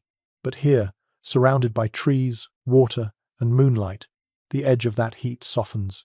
You imagine families gathering here after sundown, spreading mats beside the pool, or sitting under the sycamore to let the night breeze drift across their skin. Perhaps they whispered stories, or simply rested in silence, allowing the garden to cool their thoughts and bodies. As you stand to leave, the garden seems to breathe with you. The plants sway gently, the water ripples, and the air moves in slow, patient patterns. You walk toward the exit, feeling the temperature rise slightly as you approach the outer wall. But you carry the garden's calm with you, a quiet echo of green air lingering on your skin. Stepping back into the warm lane, you inhale the drier desert air and look back once more. The garden glows faintly behind the vines, a pocket of cool wisdom tucked into the night, and you continue onward, ready to explore the next secret held by this ancient world. You walk deeper into the village, leaving the cool garden behind you. The warm air settles around your shoulders again, but now it feels softer, as if the memory of leaves and water lingers on your skin. Ahead, the faint, rhythmic flutter of something catches your ear. It is a steady movement, gentle and repetitive, like wings sweeping the air. You follow the sound until you reach an open room lit by a single oil lamp. As you step inside, the space reveals itself slowly. Linen curtains sway at the windows, reed baskets sit in neat rows along the walls, and in the center of the room stands a young servant gently waving a palm leaf fan over an older woman reclining on a low bench. You watch the fan rise and fall in quiet arcs, creating breezes that stir the warm air into something lighter and more bearable. For a moment you simply observe, letting the repetitive movement soothe you. In ancient Egypt, fans were more than tools. They were symbols of care, attention, and comfort. A detail often highlighted in museum displays is that fans made from palm, feathers, or reeds appear frequently in depictions of both daily life and ceremonial scenes. They show up in the hands of servants, family members, even deities. Here, in this modest room, you can see why. The breeze produced by the palm leaf is not strong, but it creates a noticeable shift in temperature. You feel it slip across your cheek where you stand near the doorway. The servant's expression is calm, focused. She moves her wrist with practiced ease, ensuring that every sweep of the fan creates a pocket of gentle airflow. Beside the reclining woman sits a small table. On it lies a beautifully crafted feather fan, its surface gleaming in the lamplight. You step closer to examine it. The feathers are arranged in an elegant arc, dyed in subtle shades of brown and cream. The handle is made of polished wood, carved with simple geometric lines. An inscription near the base suggests it belonged to someone of standing. Some people today describe objects like this as personal luxury items, but the Egyptians saw them as necessities during sweltering nights. The older woman notices your curiosity and smiles faintly. She gestures toward the fan, as if inviting you to lift it. You pick it up with care. It feels surprisingly light, almost fluid in your hand. You wave it gently and feel a soft current of air drift upward. The feathers move smoothly, whispering with each stroke. It is easy to imagine someone using this exact tool to create a breeze while telling stories under the stars. In one corner of the room, a boy sits weaving a new reed fan. His fingers move with quiet concentration, bending and binding the reeds into a flat circular shape. A point sometimes mentioned by researchers is that these fans were cheap to produce and widely available, making them essential household items. The boy ties off the edge with a firm knot, trims a stray strand, and sets the finished fan aside. He reaches for another bundle of reeds without pause. You settle onto a small mat near the wall to watch him work. The soft clacking of reeds echoes gently in the room. It blends with the steady motion of the palm leaf fan across the space. Together, the sounds wrap the air in a musical rhythm, a kind of nighttime lullaby produced not by instruments but by simple tools. A woman enters carrying a bowl of cool water. She sets it beside the older woman and dips a cloth into it. She presses the damp cloth to the woman's forehead, then begins to wave a small hand fan made of thin bark strips. The combination of water and airflow creates a faint chill that you can almost feel from where you sit. Several researchers who study ancient domestic habits note that combining moisture with fanning was an effective strategy for cooling the body quickly, especially in the hottest months. You notice a narrow shelf near the window holding several types of fans. Some are plain and utilitarian, others are more ornate, decorated with intricate patterns. One particular fan catches your eye. It is made of ostrich feathers, arranged in a wide half circle. The feathers shimmer in the lamplight, their edges soft and luxurious. Items like this often appear in tomb paintings, carried by servants in processions. But here, in this quiet house, it seems to serve a humble purpose, helping a family rest comfortably in the night. A young woman enters the room, fanning herself gently with a small reed fan. She sits down near the window and lets the moonlight touch her face. She leans forward, extending her arm through the open window and testing the breeze outside. She closes her eyes for a moment, then begins waving the fan again with a slow, relaxed motion.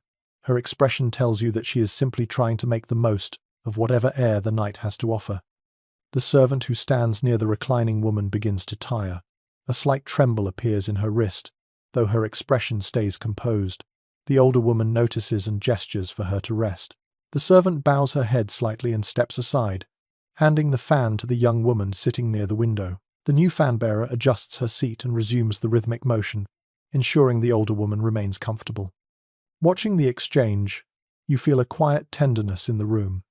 The act of fanning someone is intimate, patient, almost meditative. It requires time, attention, and presence.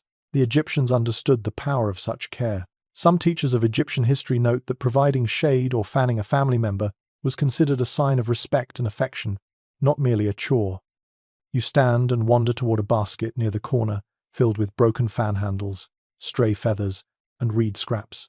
It seems to be where old fans rest before they are repaired or repurposed. Among the scraps, you find a small handle carved with the shape of a lotus. The petals are worn down, smoothed by years of use. You run your thumb along the design and imagine the countless nights this handle must have helped someone cool their skin under the desert sky. In another corner, a cluster of feather bundles waits to be assembled. A girl sits beside them, sorting through the feathers with careful hands. She separates the longest ones for large ceremonial fans and places the smaller ones into piles for household use. A few researchers still debate how much of this work was done in homes versus workshops, but standing here, watching her organize the feathers with such awareness, you can easily picture families crafting their own tools to battle the heat. As you watch, a soft gust winds its way through the window, lifting the feathers in tiny waves. You feel the breeze drift toward you, warm but alive. It carries with it the smells of linen, clay, and pressed herbs from the garden. The girl laughs softly as a few feathers float upward, landing on her lap. She gathers them with graceful motions and returns them to their pile. The room grows even quieter for a moment. You notice the sound of crickets just outside, chirping in steady cadence. Their rhythm blends with the ongoing movement of the fans. The gentle airflow flows across your face again, carrying the faint scent of oil from the lamp. It calms you more than you expected. You begin to understand how entire households could gather in rooms like this, trusting that the combined effort of fans, breeze, and companionship would lead them gently towards sleep. After some time, the older woman rises slowly from her reclining bench. She thanks the young fan-bearer with a soft word, then reaches for a small reed fan of her own. As she waves it gently, she steps toward a doorway leading to the rooftop. She moves with patience and familiarity, as though each evening follows this same peaceful rhythm. You watch her disappear up the stairs. Several family members follow, carrying mats and pillows. The young servant gathers the remaining fans and sets them neatly near the wall. She extinguishes the lamp with a careful pinch of her fingers, leaving only the moonlight filtering through the windows. You step outside, letting the cool night air settle against your face. Behind you, the last swaying curtain stirs gently. Ahead, the lane stretches into deeper shadows, ready to reveal yet another part of Egypt's nightly battle against the desert heat. You follow the lane as it curves toward a wider opening between the houses. The sound of flowing water reaches you before you see it, a low and steady murmur that seems to cool the air simply by existing. You step forward, and the rooftops part to reveal a glimpse of the Nile stretching quietly in the moonlight. The river's surface glitters like a sheet of moving silver, reflecting the stars in slow, shifting patterns. You walk closer until you stand at the edge of a small embankment overlooking the water. A soft breeze rises from the river and brushes against your skin with a tenderness you have not felt all night. Its coolness is subtle but unmistakable. It feels like the Nile is breathing out after the long, scorching day, offering relief to anyone willing to come close enough to listen. A frequently mentioned insight among historians of daily life is that proximity to the Nile shaped nearly every aspect of Egyptian existence, including how people slept. The river moderated extremes, slowing the rush of heat and releasing cooler air that drifted inland at night. Standing here, you feel the truth of that knowledge on your own skin. The river's breath is different from the inland breeze. It is softer, moister, more soothing. You notice several families gathered on the slope closer to the water. Some sit on mats, others on bare earth. They lean back on their hands, letting the river breeze wash over them. A group of children plays near the edge, splashing water on their arms and faces, laughing each time the droplets scatter through the air. Their laughter mixes with the gentle lapping of water against the mudbank. A woman kneels beside the water holding a wide clay bowl. She dips it into the river, lifts it carefully, and pours the water over a strip of linen spread across a stone. She wrings the cloth out and drapes it over her shoulders, sighing softly as the coolness sinks into her skin. Some modern scholars point out that Egyptian families often came to the river at dusk, not only for bathing and washing but to prepare themselves for a cooler sleep. Watching her now, you understand the ritual entirely. A man stands waist-deep in the river, cupping water into his hands and splashing it over his neck and chest. His movements are calm, unhurried. He glances at the sky as if measuring the time by the stars. When he returns to shore, his skin glistens in the lamplight, and the breeze cools him almost instantly. Nearby, a group of young women sits in a circle. One braids another's hair while humming a soft tune. Another washes a small clay pot in the shallows, letting the current carry away the last traces of grain dust. You notice how the river serves as a gathering place as much as a cooling refuge. Even at night, even under the weight of the heat, life pulses here with gentle steadiness. You step onto a stone platform jutting slightly into the water. The stone is cool beneath your feet, worn smooth by centuries of footsteps. A narrow wooden boat is tied nearby, rocking gently with the current. A fisherman sits inside it, mending a net. The river breeze lifts his hair as he works. He nods at you without speaking. You sit on the edge of the platform, letting your toes brush the water. The cool sensation spreads through your body almost immediately. You feel your shoulders drop and your breath deepen. A passing gust carries the earthy scent of wet reeds and river mud, grounding and strangely calming. Not far from you, a pair of elders sits on a long bench made of palm trunks. They lean close to the water, dipping their hands and letting the droplets sparkle off their fingers. One of them tells a story in a voice so soft it blends naturally with the river's hum. The tale seems old, perhaps older than the walls behind you. Something about the first flood of a forgotten season, or a boat that followed the stars across the water. People in ancient Egypt often shared stories near the river, drawing comfort from the presence of the current that sustained their world. A faint glimmer catches your eye near the reeds. A young boy kneels there, scooping handfuls of damp mud and shaping them into small objects. He carefully forms a tiny figurine, smoothing its rounded edges. Clay gathered from the riverbank was prized for its coolness and workable texture. Some find traces of children's toys shaped from river mud in excavation sites, suggesting that even play was influenced by the soothing, tactile qualities of the Nile's touch. You stand again and wander a little farther along the bank. A woman spreads her damp linen veil on a rock where the breeze can reach it. She explains with a small gesture that she will use it later when she sleeps on the rooftop. Once dry, the linen will carry the faint memory of the river's coolness. The idea feels poetic and practical at the same time. A young man sits cross-legged nearby, sharpening the blade of a sickle. The soft scrape of stone against metal echoes gently over the water. He pauses occasionally to dip his hands in the river, cooling his palms before returning to his work. Several specialists who examine ancient labor practices point out that nighttime was often the only time people had the energy to prepare tools, cushioned from the heat by the river breeze. As you continue along the embankment, you come upon a small family gathering.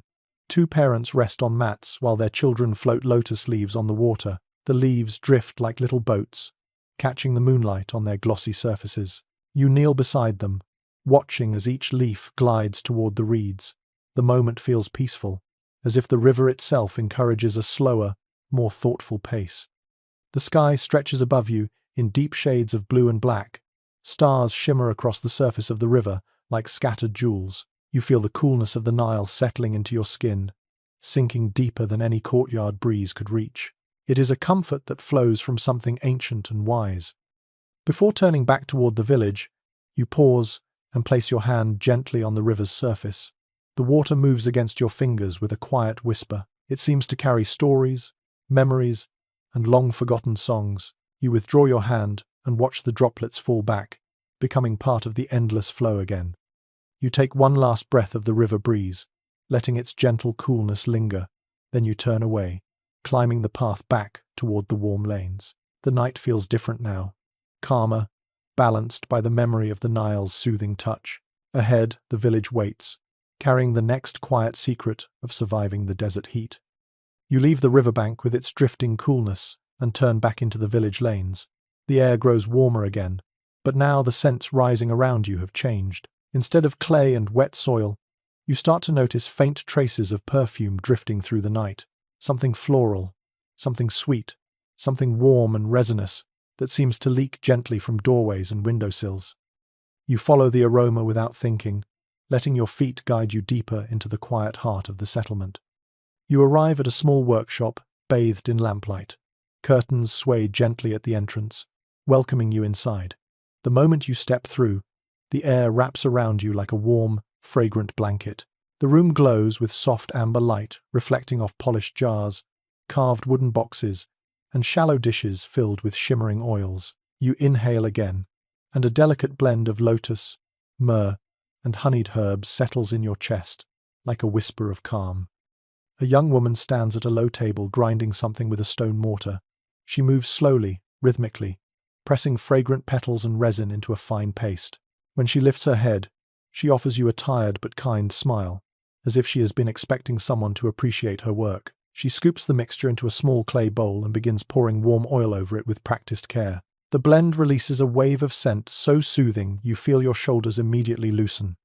A commonly accepted insight among specialists of ancient skincare is that oils played a major role in helping people endure extreme heat. The Egyptians coated their skin with blends of herbs, blossoms, and fats not only for fragrance but also to protect against dryness and irritation. You watch the woman mix and stir, her hands moving with a gentle grace.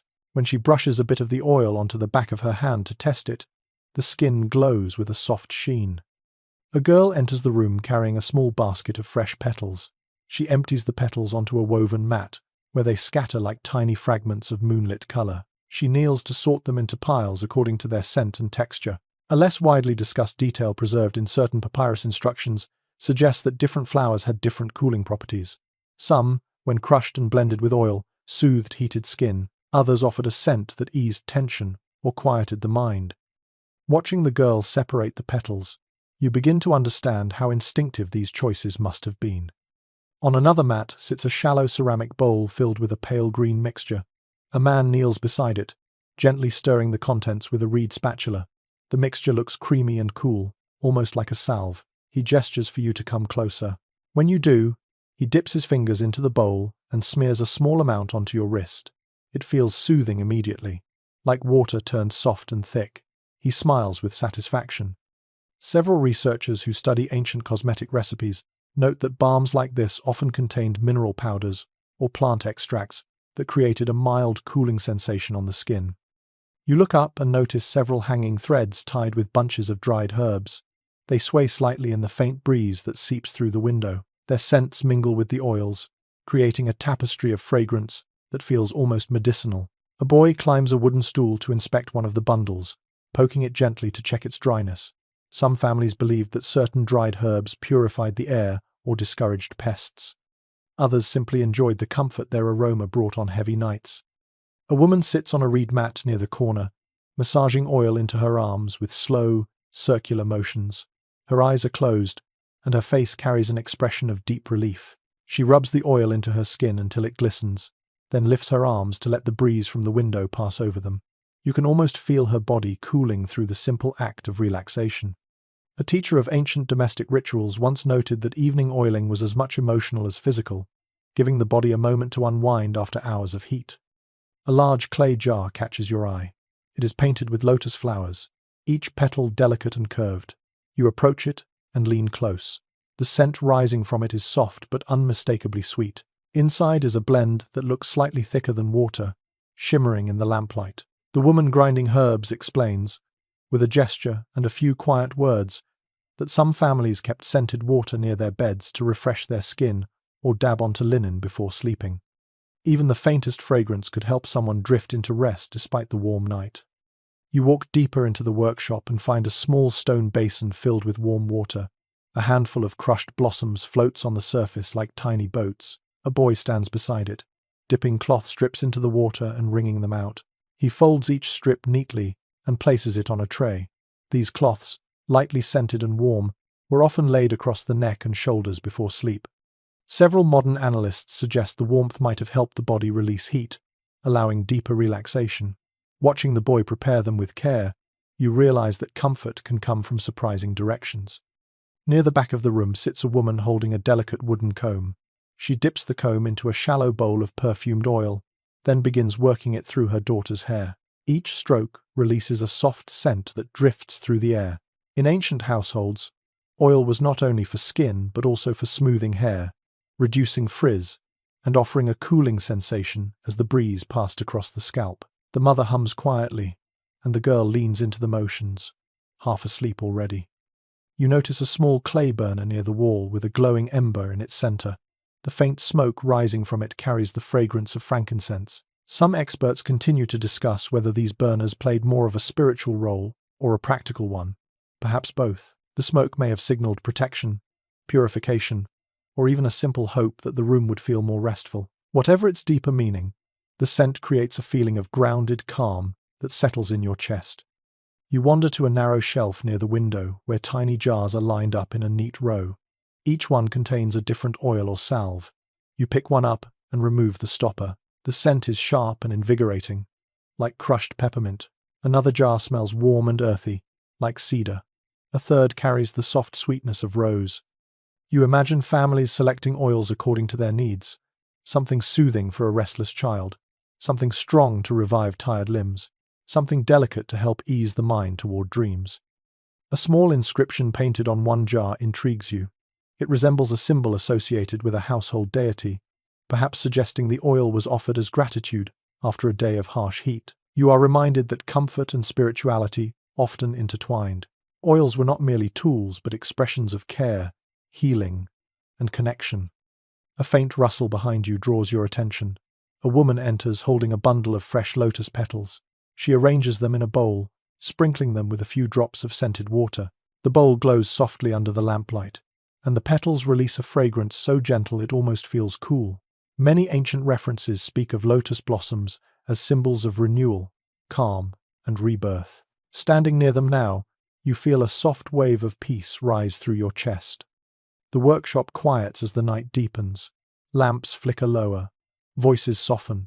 People finish their tasks and prepare the oils, balms, and linens needed for the night ahead. Each object is placed with care, each fragrance released with intention. You feel as if you have stepped inside a living ritual, one that blends practicality with comfort and beauty. When you step back into the lane, the warm air greets you again, but the scents clinging to your skin linger. They make the night gentler, quieter, easier to endure. You breathe deeply, carrying the fragrance with you as you continue into the shadowed pathways of the ancient village, ready for whatever the night reveals next. You return to the open night air, carrying the soft perfume of lotus and herbs with you. The village feels quieter now, as though everyone has slipped into their own preparations for sleep. But as you pass between two narrow houses, a familiar sound breaks the stillness. A high-pitched buzz, a faint whine near your ear. You freeze instinctively, knowing that sound anywhere. Even in ancient Egypt, the nighttime peace came with a small, persistent challenge: mosquitoes. You brush the air near your face and continue down the path. The buzzing grows louder near a cluster of reeds growing behind a house. You edge away from the spot, watching the tall grasses shiver with tiny wings. You remind yourself that the Nile's generosity always came with a price.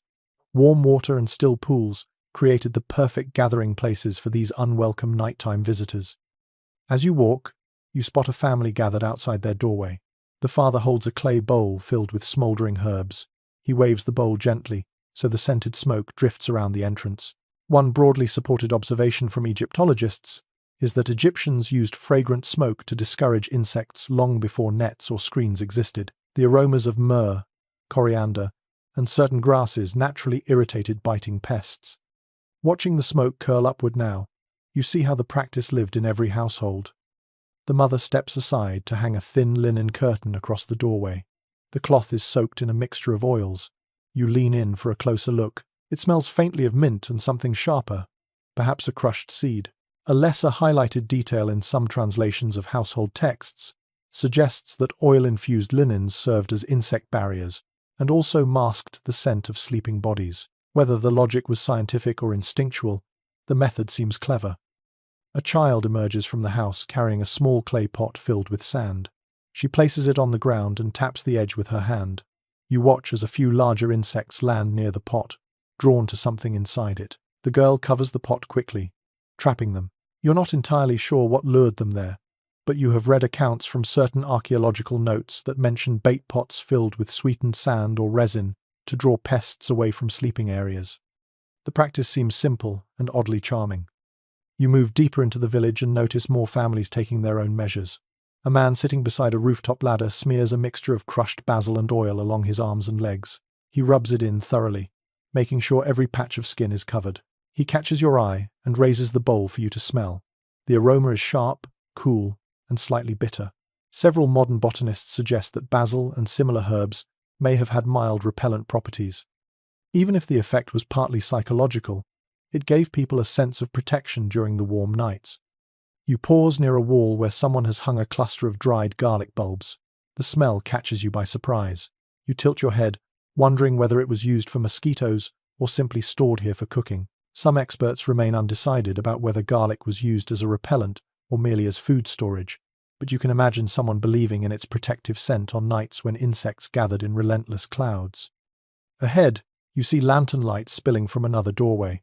You step closer and find a grandmother seated on a reed mat, gently fanning a sleeping infant. Every few moments she dips her fingers into a clay bowl and touches a bit of oil to the baby's arms and neck. The scent that rises from her fingertips is mild, earthy, and calming. She notices your presence and gives you a soft smile. Her expression says everything. This is simply the way things are done. In the warmth of the night, with mosquitoes singing their restless song, families protected one another through old, patient rituals. You crouch beside her and feel the faint breeze of her fan.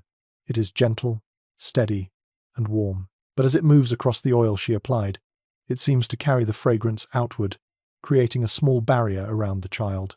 Some observers of ancient domestic habits believe that fanning did more than cool the skin. It also helped spread scents meant to confuse or repel pests. Watching the grandmother now, her motions are both protective and soothing. As you continue walking, you notice a man setting up a raised sleeping platform in a courtyard. The platform is a wooden frame covered with a loosely woven mat. He sprinkles crushed leaves beneath the frame before placing a reed mat on top. The combination creates a sleeping space lifted above the warm ground, where airflow passes freely underneath.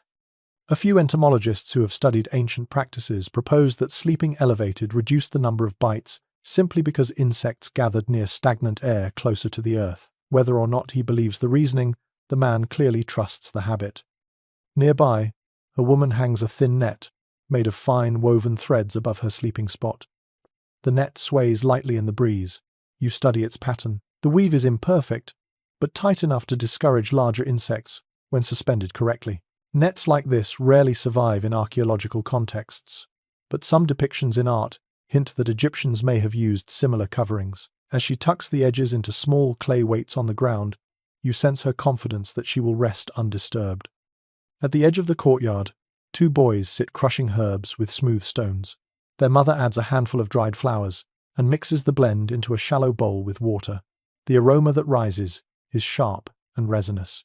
She dips a cloth into the mixture and ties it into a small pouch, then hangs the pouch above their sleeping space.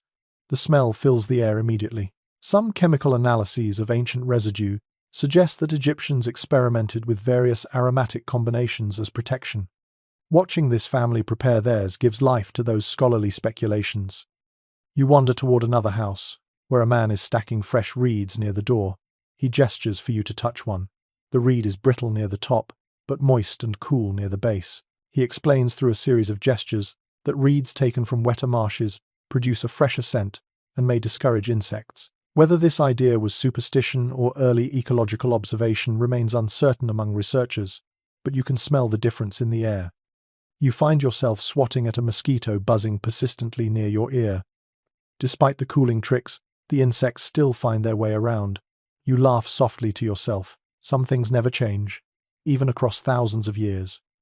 A young girl approaches, carrying a clay cup with smoke rising from it. She circles around you, allowing the aromatic smoke to drift in soft rings around your body. The smell is pleasant, slightly spicy. When you thank her, she smiles proudly, as if performing an important task. She sets the cup on a small ledge near the entrance, where the smoke can spread through the courtyard. The method is simple, but suddenly the air feels clearer. In one corner of a rooftop, you notice a pile of dried palm fronds. A woman sits beside them, weaving the thinner strands into small fans. Each time she lifts a new strip, she rubs it with a mixture of oil and crushed herbs. When she waves the finished fan through the air, the scent spreads in slow ribbons. She offers the fan to you. When you take it and flick it back and forth, the breeze carries the smell across your skin and through your hair. It feels refreshing, oddly comforting. You pass a group of elders seated in a semicircle. They talk quietly about the changing winds and how mosquitoes behave at different times of year. One of them stretches out his arms, pointing toward the distant river and then toward the warm dunes. They debate which direction the insects come from and how humidity affects them. Their conversation echoes a theme that researchers still discuss today: the relationship between insect behavior and seasonal shifts in the Nile Valley. Even without scientific terminology, these elders understand the patterns intimately. As the night deepens, you notice that each household performs its own combination of protective rituals. Some rely on smoke, some on oils, some on elevation, some on scent. The village becomes a mosaic of small defenses, each shaped by tradition, observation, and necessity. You walk among them, feeling the layers of scent and smoke drift around you like protective veils. Eventually, you reach the outskirts of the village, where the air grows quieter. You look back and see the faint glow of lamps, the drifting trails of smoke, and the silhouettes of nets and mats arranged for the night. Despite the hum of mosquitoes, everyone seems prepared, each finding their own balance between discomfort and rest. You breathe in the warm night air, grateful for the moments of coolness carried by oils, herbs, and the soft perseverance of families who learn to live gently with the heat. Then you step forward, ready for whatever the desert whispers next. You slip farther from the cluster of homes, following a dusty footpath that leads toward the darker edge of the settlement. The night stretches wide out here, and for a moment the desert feels like a vast animal asleep under the stars. The air carries a faint rustle that you cannot place at first, but as you walk, the sound becomes clearer. It is the soft padding of paws, the flutter of wings, the distant huff of a creature moving through sand. You realize you have entered a place where humans withdraw and animals take over their nightly domain. You pause, listening. Somewhere nearby, a desert fox trots lightly across the ground, its small feet barely whispering against the sand. It stops, looks at you with curious eyes that gleam under the moonlight, then resumes its quiet journey. Its fur fluffs slightly in the breeze, creating pockets of trapped air that help moderate the temperature close to its skin. Observers of desert wildlife today often point out how animals survive by using the environment rather than resisting it. Here, watching the fox move with effortless calm, you see the lesson clearly. A little ahead, you spot a cluster of rocks where a lizard lies motionless. At first you assume it is asleep, but then its throat pulses and its eyes flick open briefly. It shifts only a fraction, pressing its belly closer to the cool surface of the stone beneath it. The night air has cooled the rock slowly, and the creature takes advantage of that natural relief. There is something strangely elegant about the way animals know exactly where comfort hides in the landscape. You step closer and feel the stone with your fingertips. It holds a faint coolness, a subtle reminder that even the desert offers small gifts after dark. Not far from the lizard, an owl perches on a low branch of a desert shrub. It is almost invisible until it turns its head, revealing eyes that catch the moonlight with eerie brilliance. The owl puffs its feathers outward, expanding its body slightly. That simple act helps it regulate temperature and creates insulation as the night grows chillier. Some specialists in animal behavior note that Egyptians must have observed such nightly habits, learning from creatures that had mastered the art of staying cool long before humans shaped mud-brick homes. You imagine people watching these silent, feathered teachers as they perched above camps and gardens. A gentle shuffling sound draws your attention to the left. A donkey stands near a small patch of thorny bushes, nose buried deep as it searches for edible leaves. Each time the breeze lifts, the animal flicks its ears, adjusting its stance to catch the moving air. Donkeys, like many desert creatures, prefer to rest in open spaces at night, where breezes can brush between their coats and keep pests at bay. You wonder whether ancient families learned something from these slow, careful animals.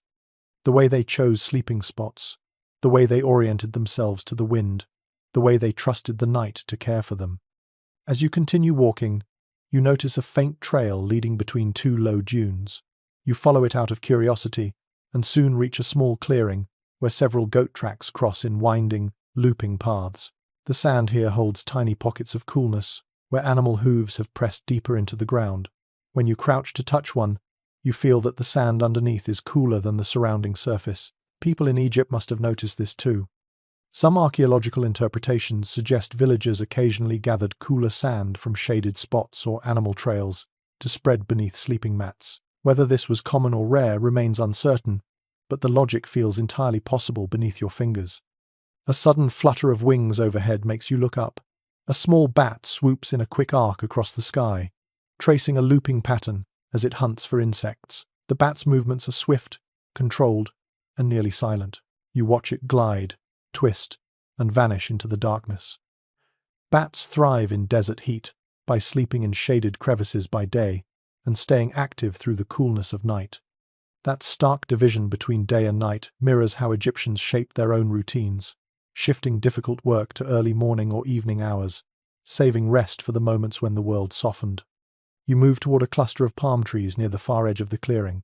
Their fronds tremble lightly, casting long shadows across the sand. Beneath one of the palms lies a small mound of disturbed sand. You brush it away gently and find the hint of a burrow entrance. It might belong to a desert hedgehog or another small creature. These animals curl into hidden pockets beneath the earth, where the temperature remains more stable. Some natural historians suggest that ancient Egyptians observed such burrows and learned from them, shaping sunken pits or lowered sleeping niches inside homes. Whether this connection was deliberate or intuitive remains an open question among those who study ancient domestic design. You step away from the mound and let the warm air settle again around your skin. The desert wind shifts, carrying with it a faint, musky scent. You glance toward the dunes and see a dark silhouette moving along the ridge. At first it seems too large to be a fox. Then it stops, lifts its head, and you recognize the shape of a wild dog. It stands motionless, catching the breeze. The posture is purposeful and familiar. Desert animals position themselves to take advantage of airflow, even the slightest gust. You imagine how many times ancient Egyptians saw jackals, foxes, and wild dogs do exactly this, learning by silent example. A little farther back toward the village, you spot a small cat perched on a stone wall. It grooms itself lazily, licking its fur and stretching one paw into the air. Dawn is still hours away, but the cat looks content, perfectly adjusted to the rhythm of the night. Cats sought cooler areas instinctively, often climbing to higher perches where breezes could reach them. Their behavior likely influenced how Egyptians arranged their own sleeping spaces, sometimes choosing rooftops or raised beds simply because animals showed them the benefits of elevation. The cat jumps down and pads silently past you, following the path back toward the village. You watch it slip between two houses, tail flicking, clearly heading toward a favorite resting spot. You follow at a distance, stepping lightly until you reach a small courtyard where the cat leaps onto a shaded ledge. It circles once, curls into a tight spiral, and settles its head beneath its tail. The ledge is made of smooth stone and catches the moving air perfectly. You place your hand on it. The surface is surprisingly cool, shielded from the day's heat by the overhang above. You smile at the simple wisdom of the animal. No fan, No elaborate trick, just shade, stone, and airflow. A soft rustle behind you draws your attention. A woman opens her door and places a bowl of water near the ledge. She glances at you, then at the cat, and smiles knowingly. She sets another bowl on the step near her own sleeping spot. People and animals share this night, this heat, and this cooling wisdom. They observe each other, learn from each other, endure the same desert breath. As the woman steps back inside, the breeze shifts again. You inhale, tasting the earth, the sand, the faint scent of herbs on your skin, and something else, something old and wise. The desert creatures have shown you their secrets. The humans have learned from them quietly across generations. You feel the unity of it, the seamless tapestry woven from observation, adaptation, and humble coexistence. You take one last look at the cat, sleeping peacefully on its stone perch, then turn toward the next stretch of the village. The night calls you onward, promising yet another quiet revelation about how ancient people coaxed comfort from a world ruled by heat. You follow the winding path back toward the brighter center of the village, but before long, the houses give way to something grander. Towering shapes rise in the moonlight, their silhouettes sharp and solemn against the sky. The closer you walk, the more the air seems to shift around you, becoming cooler, steadier, as though the night itself kneels in respect. You soon realize what stands before you. A temple complex, its massive columns reaching upward like ancient stone trees. You step toward the entrance, drawn by the deep pools of shadow inside. The moment you cross through the first gateway, the temperature changes noticeably. The heat that clings outside seems to retreat, pushed back by the sheer thickness of the stone walls. One recurring observation in architectural studies is that Egyptian temples maintain surprisingly cool interiors, partly because of their enormous mass, and partly because of deliberate design. Standing here, you can feel the truth of it as the air settles against your skin like a calm hand. You walk between two tall columns carved with lotus and papyrus motifs.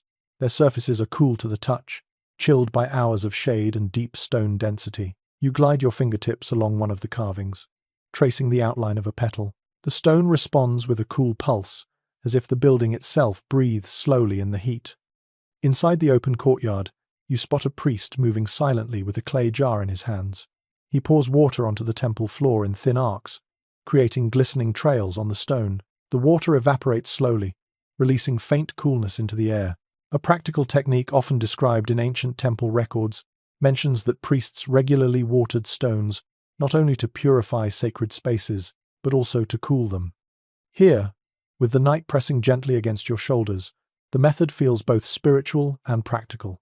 You wander deeper into the temple, passing a row of narrow doorways leading to small side chambers. Each room is darker and cooler than the last. Inside one, a few attendants sit on woven mats, sorting offerings brought earlier in the day. Their movements are slow and deliberate. The chamber smells faintly of incense that burned hours ago, mixed with the earthy aroma of stone. One attendant glances toward you and gestures for you to enter.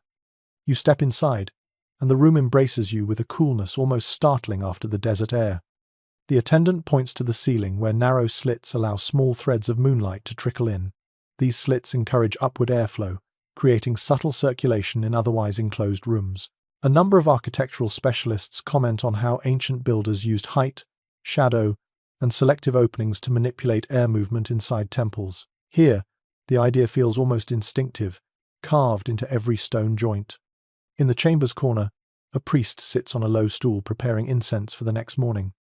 He grinds resins and herbs carefully, combining them with a small amount of oil. The scent rising from the mixture is complex, warm, smoky, and slightly sweet. He pauses to stretch his shoulders, then holds his hands above a bowl of cool water resting at his feet. The evaporating water sends a faint chill upward. Some interpretations of temple life suggest that priests used cool chambers to rest briefly during long ceremonies. Whether or not this was the intended purpose, the comfort is undeniable. You step back into the broad hallway and notice how the columns form long corridors of shade. Even at night, the dim interior feels like a sanctuary from the lingering warmth. You look upward to the high ceiling, where vast beams of stone cross over one another, like ancient ribs. These beams capture coolness during the darkest hours, releasing it slowly throughout the night. The drop in temperature is subtle but constant, like standing beside a massive, sleeping animal that exhales chilled air. As you walk, the sound of dripping water echoes from somewhere deeper inside the temple. Curious, you follow the faint sound until you reach a small inner courtyard. A stone basin sits in the center, fed by a narrow channel. Water trickles into it, catching the moon's reflection as it moves. A young acolyte kneels beside it, cupping water into his hands and bathing his face. He seems relieved, refreshed. Many studies of sacred architecture note that temple basins served ritual purposes, yet their presence also helped lower the temperature of contained spaces. Standing here, bathed in the cool mist rising from the trickle, the dual purpose becomes obvious. You kneel and dip your fingers into the basin. The water is cooler than the air, stored deep within stone channels that keep it shaded. Droplets cling to your skin as you lift your hand, and the night breeze brushes the moisture into a fleeting chill. The effect is small, but it lingers long enough to make your breath slow, your body soften. In another corner of the courtyard, two priests sit with their backs against a carved wall. They speak quietly, their voices echoing in the open chamber. The acoustics of the temple make even soft whispers seem full and resonant. One priest gestures toward the ceiling, speaking about the movement of stars and the behavior of winds during certain seasons. Another nods, adding his own observation. Modern scholars continue to discuss how deeply temple workers understood environmental patterns. Some believe priests documented wind movements for ritual reasons. Others suggest they simply learned by decades of nightly experience. Listening to them now, you sense both possibilities blending naturally. You step away from the courtyard and enter a low corridor that leads toward the sanctuary. The deeper you walk, the cooler the air feels. The stones here have never seen direct sun. They drink the night and release it slowly, creating an atmosphere that borders on cold. A chill brushes down your spine. You wrap your arms across your chest, surprised by the sudden drop. Inside the sanctuary, a single oil lamp flickers near a carved statue. The flame quivers in the draft moving through the chamber, suggesting hidden air channels behind the walls. Some architects today still study how such chambers maintained constant airflow, but no single explanation satisfies all theories. You touch the stone floor. It feels almost cold, as though the sanctuary has been storing the dusk's shadows all day. A priest enters quietly, carrying a shallow dish of fragrant resin. He places it before the statue, bows his head, and begins fanning the incense smoke with a palm leaf. The slow movement spreads the smell through the chamber without raising the heat. The practice seems so familiar that you smile to yourself. Even here, in the holiest places, cooling and comfort intertwine with devotion. You remain in the sanctuary a little longer, letting the shadows fill your senses. The world outside seems distant, softened, muted. The temple holds its own climate, its own rhythm of breath. You feel restful, grounded, embraced by stone. Eventually, you step back through the corridors, past the columns and the trickling basin. The cool air follows you, clinging to your clothes and your skin. When you emerge through the main doorway, the outside warmth greets you again, yet it feels gentler now, as though your time in the temple has shaped the night itself into something softer. You take one last look at the great stone structure behind you. It rises like a mountain forged by human hands, a sanctuary not only for the gods, but for anyone seeking shade, silence, and small pockets of coolness. Then you turn back toward the village, ready to discover the next place where ancient Egyptians crafted comfort from the desert's breath. You follow the path away from the temple, letting its cool stone breath fade behind you. The night deepens, stretching across the desert like a vast, dark cloak. The village thins, the houses becoming fewer, then vanishing altogether as the land slopes outward toward open sands. You walk along a narrow track, pressed into the earth by generations of travelers, traders, and wanderers. The silence out here feels different from the quiet inside the village. It is broader, emptier, filled with a distant hum that might be wind or might be memory. Ahead, a dim glow flickers against the horizon. You quicken your steps, drawn toward it. As you approach, the glow clarifies into a cluster of lanterns arranged along low stone walls. You smell something earthy, mixed with the faint scent of baked grain and firelight. It becomes clear that you have reached a desert rest station, a place where merchants, caravan workers, and travelers prepare to pause for the night. You step into the settlement and feel the air shift again. Even in this exposed environment, the people here have created small pockets of coolness. Long ago, desert routes were dotted with shelters known for catching nighttime breezes, and many references in old travel accounts describe these stops as essential for anyone journeying across Egypt's vast distances. Now, watching the travelers settle for the night, you understand why. A pair of camels kneels near a wooden beam, their large bodies silhouetted against the lanterns. Their handlers brush them down with palm fiber pads soaked in a bit of water. Each stroke releases a faint cooling mist as the droplets evaporate from the animals' hides. The camels grunt softly, grateful for the relief. The handlers, sweating in the warm night air, also splash some of the leftover water onto their own forearms and necks. You wander near the edge of the camp, where several sleeping platforms are arranged in a semicircle. They are simple structures, raised slightly above the sand, with sturdy legs carved from tamarisk wood. The tops are woven from reeds or strips of leather. A well-known observation among desert travelers of later centuries is that raised sleeping surfaces help air circulate freely under the body. Ancient Egyptians too understood this instinctively. You kneel beside one platform and feel the faint airflow brushing against your fingers from below. Nearby, a merchant spreads a cloth across one of the platforms. The cloth shimmers in the lantern light, lightly dampened so that the breeze will produce gentle, evaporative cooling. He presses the edges down and runs his hand across the surface to smooth out wrinkles. When he finishes, he steps back to admire his work, then nods with satisfaction. You can almost imagine how soothing it must feel when the wind picks up. A small stone shelter stands at the far side of the camp. Its walls are thick, built low to the ground so they catch and redirect the wind. The roof is made from layered palm wood, creating a shaded nook where travelers can sit and rest. A handful of people gather inside, sharing a small meal. Their voices drift outward in soft murmurs. You walk closer and notice how the wind funnels through the gap in the shelter, brushing your skin with a coolness that surprises you. One traveler gestures toward the opening, explaining through slow hand motions that this design encourages airflow, particularly at night when desert breezes strengthen. Some researchers suggest that these shelters are among the earliest examples of intentional wind channeling used for resting places. Standing here now, the simplicity of the idea feels deeply intuitive. A woman sits outside the shelter grinding dried dates and nuts into a paste.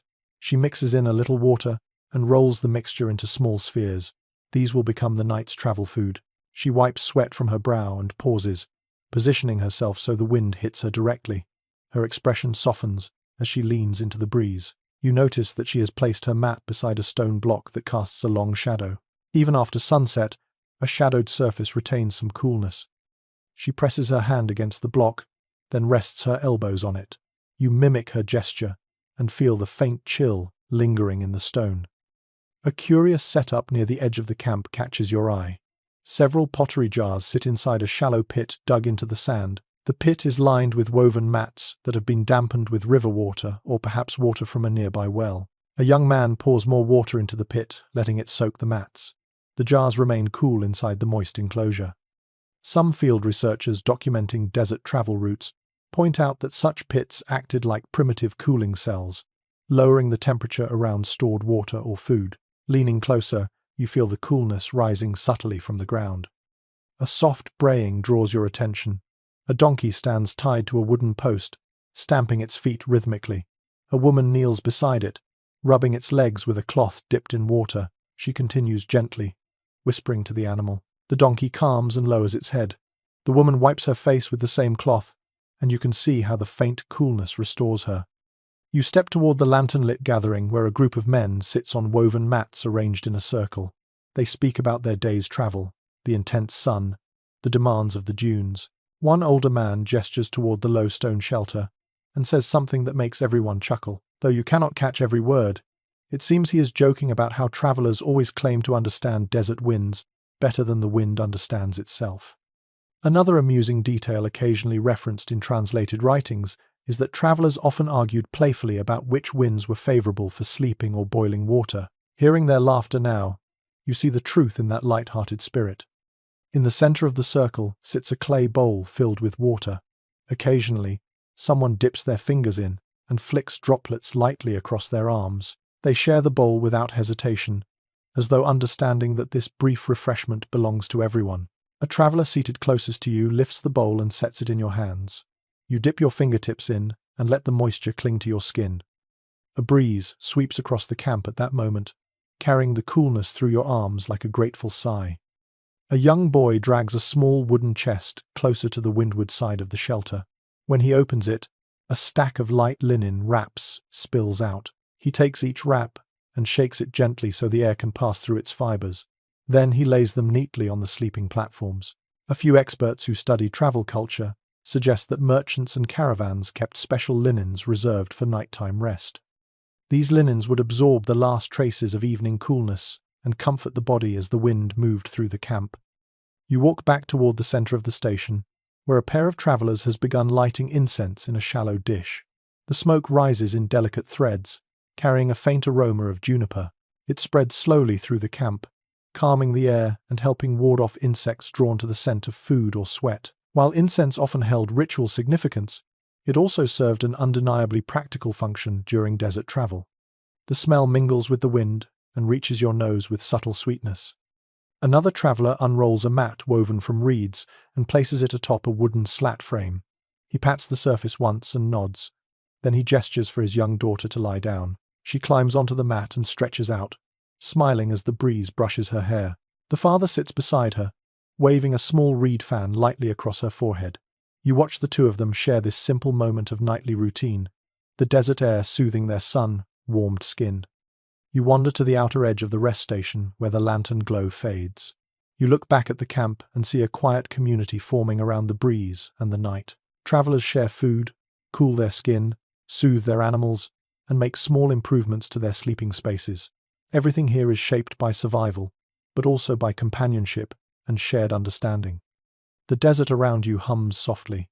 A distant wind travels across the dunes, brushing low shrubs and sending cool air drifting toward the camp. You feel it gather around your ankles, then rise slowly along your body.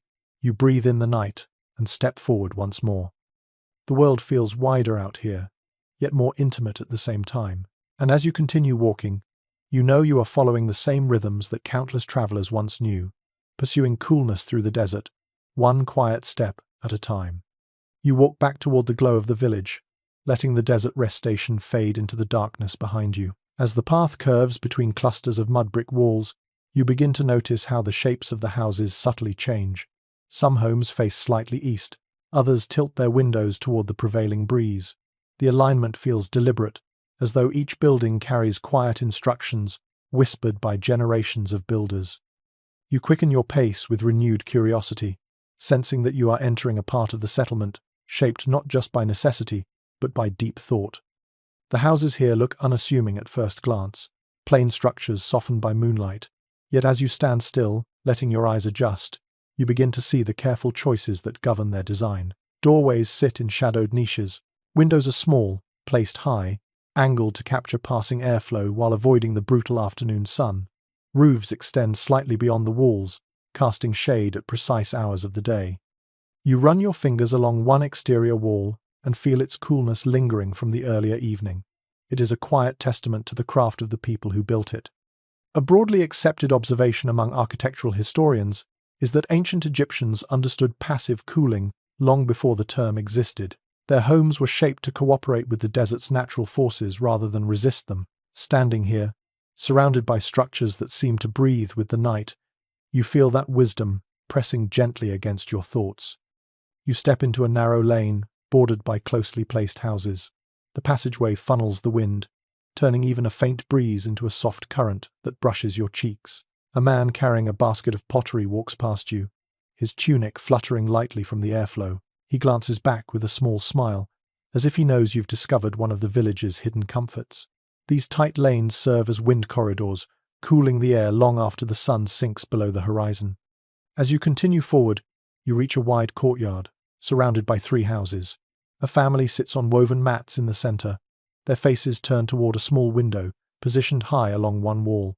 A breeze streams from it, enough to rustle stray strands of hair and sway the lantern flame beside them. The window's placement is not accidental. It faces the direction of the cooler night winds. A lesser-known interpretation proposed by some researchers suggests that villagers learned to map local airflow from years of observing dust trails and the movement of incense smoke. Whether or not the method was formal, the results clearly shaped how homes like these were built. A woman stands to greet you. She gestures toward the open courtyard and then toward the high window. You nod in appreciation, sensing that she understands the night differently than you do. She motions for you to follow her into her home, and you step inside a small chamber with a narrow shaft running from the ceiling to the floor. The shaft is angled slightly, directing air downward. The breeze that enters is soft but constant, cooling the room like a whisper from above. She places her hand above the shaft, allowing the air to brush her palm, then invites you to do the same. When you lift your hand, the whisper of wind pours over your skin. You feel the faint coolness settle into your fingertips, traveling downward in a soothing trail. Some scholars still puzzle over how widespread such shafts were, but the presence of this one suggests that families experimented with airflow in increasingly clever ways. From the chamber, you walk into a larger room, where a family gathers around a low table. Clay mugs sit in front of them, filled with cool water drawn from porous jars. The walls of the room are slanted subtly inward at the top, a design that helps trap cooler air during the night. One family member explains through gestures that the shape encourages heat to rise toward the ceiling, leaving the lower portion of the room more comfortable for sleeping or gathering. A child lies on a mat near the wall, fanning herself lazily while staring upward. You follow her gaze and see a small vent located just below the roof. The vent faces away from the evening sun and catches the nightly breeze perfectly. Even such a small architectural feature creates noticeable relief, drawing hot air upward and letting cooler air settle in the room below. When you step back outside, the family waves to you, and you continue along the lane. You soon reach another cluster of houses built along a slope. The elevation changes subtly, but you feel the difference immediately. The air becomes cooler as it flows downhill, channeled naturally between the homes. Whoever placed these houses understood the terrain deeply. Even a slight incline can guide breezes toward living spaces at night. You climb a few steps, carved directly into the earth, and reach a higher platform, where a small home sits alone. Its doorway is set back beneath a deep overhang. You step beneath it and feel coolness lingering there like a pocket of preserved night. Overhangs like this shield homes from the hardest hours of sunlight and let families store coolness for later. Some architectural theorists believe that these structures mirrored desert caves, where early communities once found refuge from the heat. Whether inspired by memory or necessity, the effect is unmistakable. Inside the home, an elderly man sits by a tiny window carved in an angled triangle. He lifts his hand and motions for you to feel the air passing through it. The triangular shape narrows the breeze into a more focused stream. When you lean in, the rush of cool night air surprises you. The man chuckles softly, pleased by your reaction. He explains with simple gestures that the shape helps strengthen the wind's movement, guiding it deeper into the home. The concept feels almost modern in its elegance.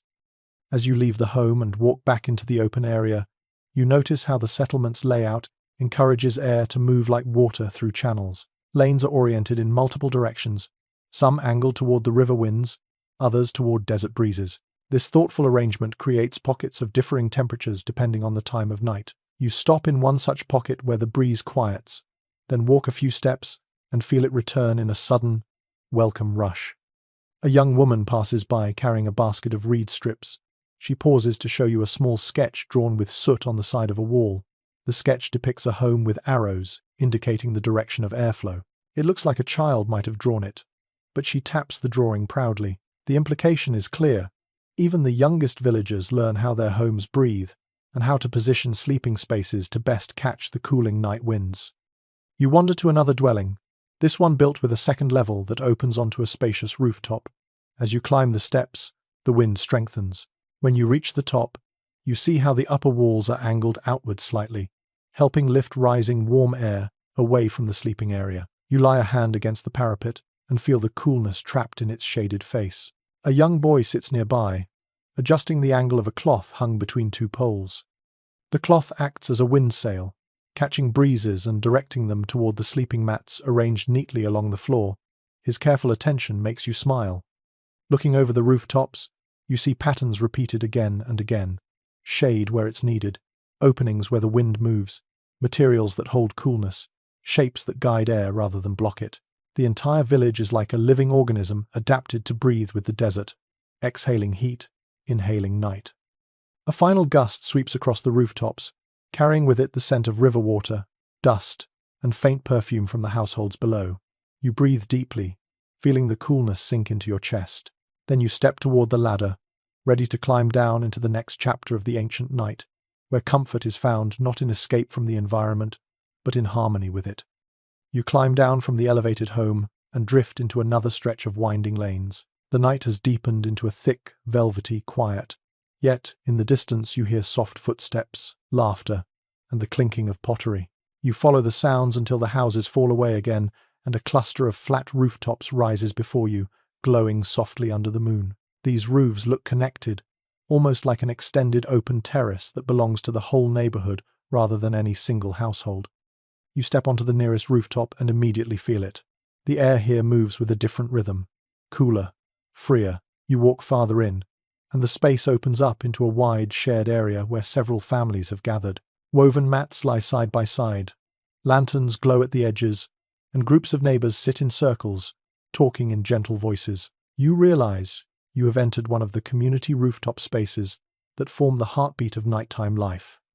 One well-documented observation in social studies is that Egyptians used rooftops as communal areas as often as private ones. These elevated surfaces became meeting places, story corners, play areas, and sleeping quarters. The heat that smothered the village during the day becomes, up here, merely a polite guest at night. A group of children runs past you, chasing each other with soft giggles. Their feet patter against the plastered roof, raising tiny clouds of powdery dust. They weave between clusters of adults, their game never disturbing the tranquil mood. You catch the faint smell of a clay brazier filled with herbs someone has burned earlier. The warmth from the embers drifts past you, carrying a hint of cedar and something spicy. A cluster of women sits on a woven blanket not far from you. They pass around a small clay pot filled with steeped hibiscus petals. The drink glows ruby red in the lamplight. One woman gestures for you to join them. When she hands you the pot, you take a cautious sip. The liquid is tart, slightly sweet, and pleasantly cool. A few researchers note that chilled infusions were sometimes prepared to soothe the mouth and throat during warm nights. Whether or not the hibiscus is meant for cooling, it softens the heat lingering in your chest. A breeze drifts across the rooftop, ruffling linen curtains that hang between wooden poles. The curtains sway and ripple like pale waves, catching and spreading the wind to the people gathered beneath them. A lesser-known interpretation in environmental studies suggests that households coordinated the placement of rooftop drapes to maximize airflow through multiple homes at once, creating mini wind pathways that served clusters of families rather than only one. Watching the curtains move now, you can easily imagine such collaboration happening naturally. A young man nearby adjusts one of the drapes, tying it a little higher to catch a fresher breeze. His mother claps her hands in approval, laughing softly. You smile, sensing a ritual repeated countless times during long summers. The rooftop feels alive with the hum of shared adaptation. You wander farther and come upon a circle of elders seated on low stools. They speak slowly, their voices blending with the wind. One man holds a clay cup filled with an aromatic drink. He lifts it toward the breeze as if offering a quiet toast to the night. Then he begins telling a story. Though you understand only fragments, the cadence alone is soothing. Something about a voyage along the eastern desert route, a stubborn camel, and a sandstorm that nearly swallowed a caravan whole. The others laugh warmly, shaking their heads with knowing amusement. Old stories, it seems, flow best when carried by the evening wind. You sit near them for a moment, listening. Their voices rise and fall like the pulse of the night, steady and unhurried. Then a cooler gust sweeps through the rooftop, strong enough to make one woman wrap her shawl tighter. She laughs in surprise. An elder points toward the stars, predicting the direction of the wind for the rest of the night. People often learn to read the night sky for clues about temperature shifts, and this elder seems to hold decades of that accumulated knowledge. Nearby, a small group of teenagers sits in a semicircle, each holding a reed flute or hand drum. They tap out a gentle rhythm, creating a soft, playful melody that glides across the rooftop like drifting sand. One girl plays a slow tune while another adds a light drum beat that sounds almost like footsteps echoing in a distant corridor. The music blends with lantern glow and moonlight, weaving the moment into something dreamlike. On another side of the rooftop, families prepare their sleeping spots. Mats are unrolled, linen sheets smoothed, small wooden pillows arranged just so. A mother dusts off a section of the rooftop and spreads a thin cloth over it. She sprinkles a few drops of water across the cloth so the breeze can cool it further. A little girl watches with wide eyes, mimicking the motions with her small hands. Traditions pass easily at night, carried gently from parent to child. A man lifts a large, shallow basin toward the sky. At first you think he is offering something to the moon, but then you see what he is doing. He holds the basin so it catches as much breeze as possible, then sets it on the ground where it can help cool the area around the mats. The technique is simple but effective. Some specialists in ancient climate strategies propose that wide containers of water or cool objects, placed strategically around sleeping areas, helped create small pockets of lower temperature. Whether learned through trial or past knowledge, the idea seems to work effortlessly here. You wander toward the far side of the roof where a group of neighbors sits in a larger circle. One woman cradles a baby whose tiny fists wave sleepily at the air. She hums a soft tune that drifts across the rooftop. The child's eyes flutter closed as the breeze brushes its hair. The woman rocks gently, letting the night help lull the baby to sleep. You feel a warm tenderness in the moment, seeing how ancient families leaned on each other and the wind itself to soothe and settle their little ones. One corner of the rooftop holds a clay trough filled with cool sand brought earlier from a shaded place. A few people dip their feet into it, sighing with relief as the sand draws warmth away from their skin. A concept still discussed among environmental researchers is that sand, depending on its depth and shade exposure, holds temperature layers that can cool the body when touched.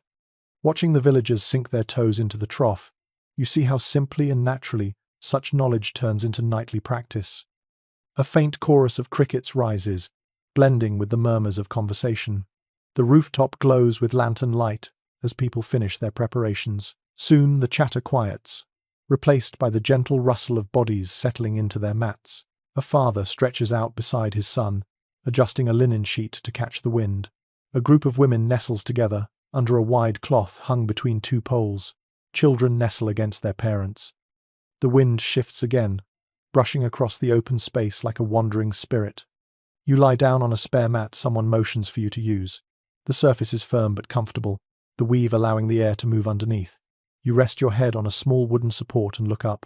The stars are impossibly bright, thousands of tiny fires scattered across the sky. The moon hangs low, casting silver over the rooftops. From here, the village looks like a network of floating islands in a sea of shadow. You hear whispers, laughter fading, an occasional cough, the rustle of linen. Above you, a curtain flutters lightly. The wind cools your face. The rooftop becomes a gentle cradle lifted between earth and sky.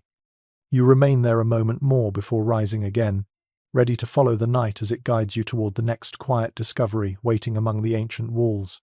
You rise slowly from the rooftop mat, brushing the last traces of cool air from your skin.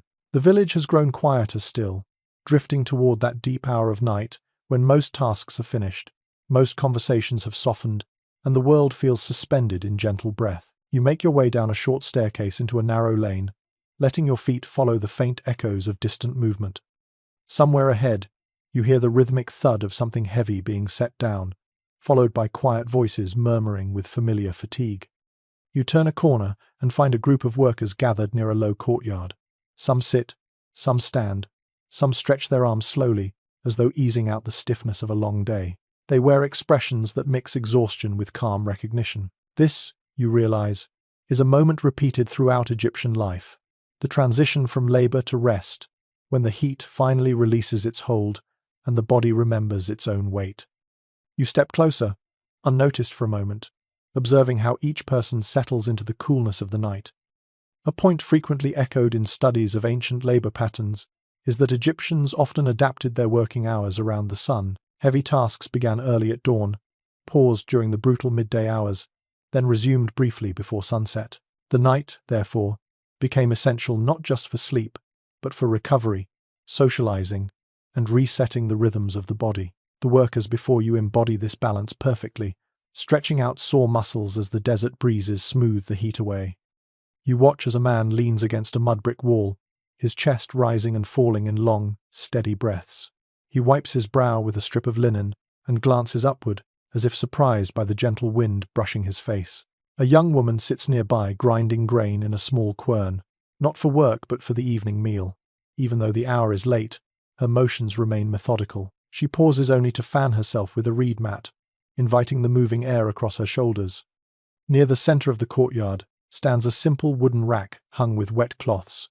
A woman dips cloths into a shallow bowl of cool water and drapes them across the top rail. The air passing through the courtyard catches on the damp cloth, creating a cool draft.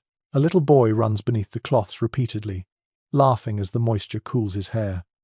Observers of everyday life often note that such simple cooling tricks became nightly rituals, particularly in homes where people returned from heavy labor. You step farther in and see a group of men rolling large woven baskets toward a shaded alcove. Their movements are slow but deliberate. They speak softly as they work, perhaps discussing tomorrow's tasks or the state of the fields near the river. After placing the baskets in the alcove, one man sits on a low stool and massages his calves with oil scented faintly of juniper. A lesser-cited detail from ancient medical papyri mentions mixtures like this being used to ease muscle tension and promote rest after strenuous work. Watching him fold his fingers firmly into the sore muscles of his legs, you sense the relief. Another worker sits with her back against a raised platform, shifting the weight of her body until she finds a cooler spot along the wall. She closes her eyes and lets the breeze slip through the courtyard. The wall has released most of its stored heat by now, leaving smooth patches of cool clay. She tilts her head back, resting against one such patch, and exhales with a long, grateful note. These moments of finding coolness in familiar corners reveal just how deeply people learn to read their environment. You follow a narrow corridor leading away from the courtyard and stumble upon a workshop where late-night weaving continues. A young man sits before a simple loom, his hands moving steadily as he works to complete a cloth ordered earlier that day. Though tired, he appears calm. The loom sits beneath an open window, angled perfectly to catch the breeze. Each time the wind slips through, the threads quiver. He pauses to let the coolness wash across his face before continuing. Some researchers mention that nighttime work, particularly fine textile weaving, was common for those who preferred to avoid daytime heat or needed uninterrupted quiet. Beside him, an older woman smooths a large mat across the floor. She pats it down, testing the surface, then sprinkles tiny droplets of water across its edge. When she sits down, she positions herself so that any breeze entering the room will first cross the dampened mat, cooling the airflow as it reaches her. The subtlety of this setup amazes you. Even the placement of mats can shape the comfort of the night. From the workshop, you step back outside and notice a long shadow sweeping across the path. A man carrying a heavy jar walks past, balancing its weight across his shoulder. The jar contains water drawn earlier from a shaded pool. He heads toward a small household where he sets the jar near the doorway. The family inside greets him with quiet warmth. They unstopper the jar and refill several cups, passing them around. You drink from one offered to you, feeling the water cool your throat.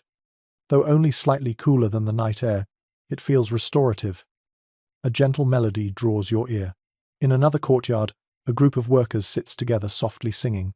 The tune is slow, meant for winding down the mind. They sway slightly, tapping hands against their knees to keep rhythm. These songs often appear in notations carved on ostraca and occasionally in papyrus fragments. Some scholars believe the melodies helped synchronize tasks during work, while others think they served as a balm after long hours of labor. Listening to the low harmonies now, you feel the song calming your own breath. Across from them, a woman kneels beside her husband, rubbing oil into his shoulders while he leans forward, bracing himself on his hands. She works in soft circles, focusing on tight spots. He exhales sharply when she releases a knot of tension. In the dim light, the oil glistens across his skin. Families often helped one another prepare for rest, using touch and simple remedies to ease the body after a punishing day in the sun. You continue wandering and find a small alcove where two carpenters sit sharpening their chisels. They work slowly, not preparing for immediate tasks, but maintaining their tools in the cooler air. One of them glances at you and taps the edge of a stone, showing how heat dulls metal faster. Working at night, when sweat evaporates and the air is calm, makes tool care easier. The coolness helps them concentrate and reduces strain on their hands. Farther down the lane, a woman sweeps sand toward the edges of her courtyard.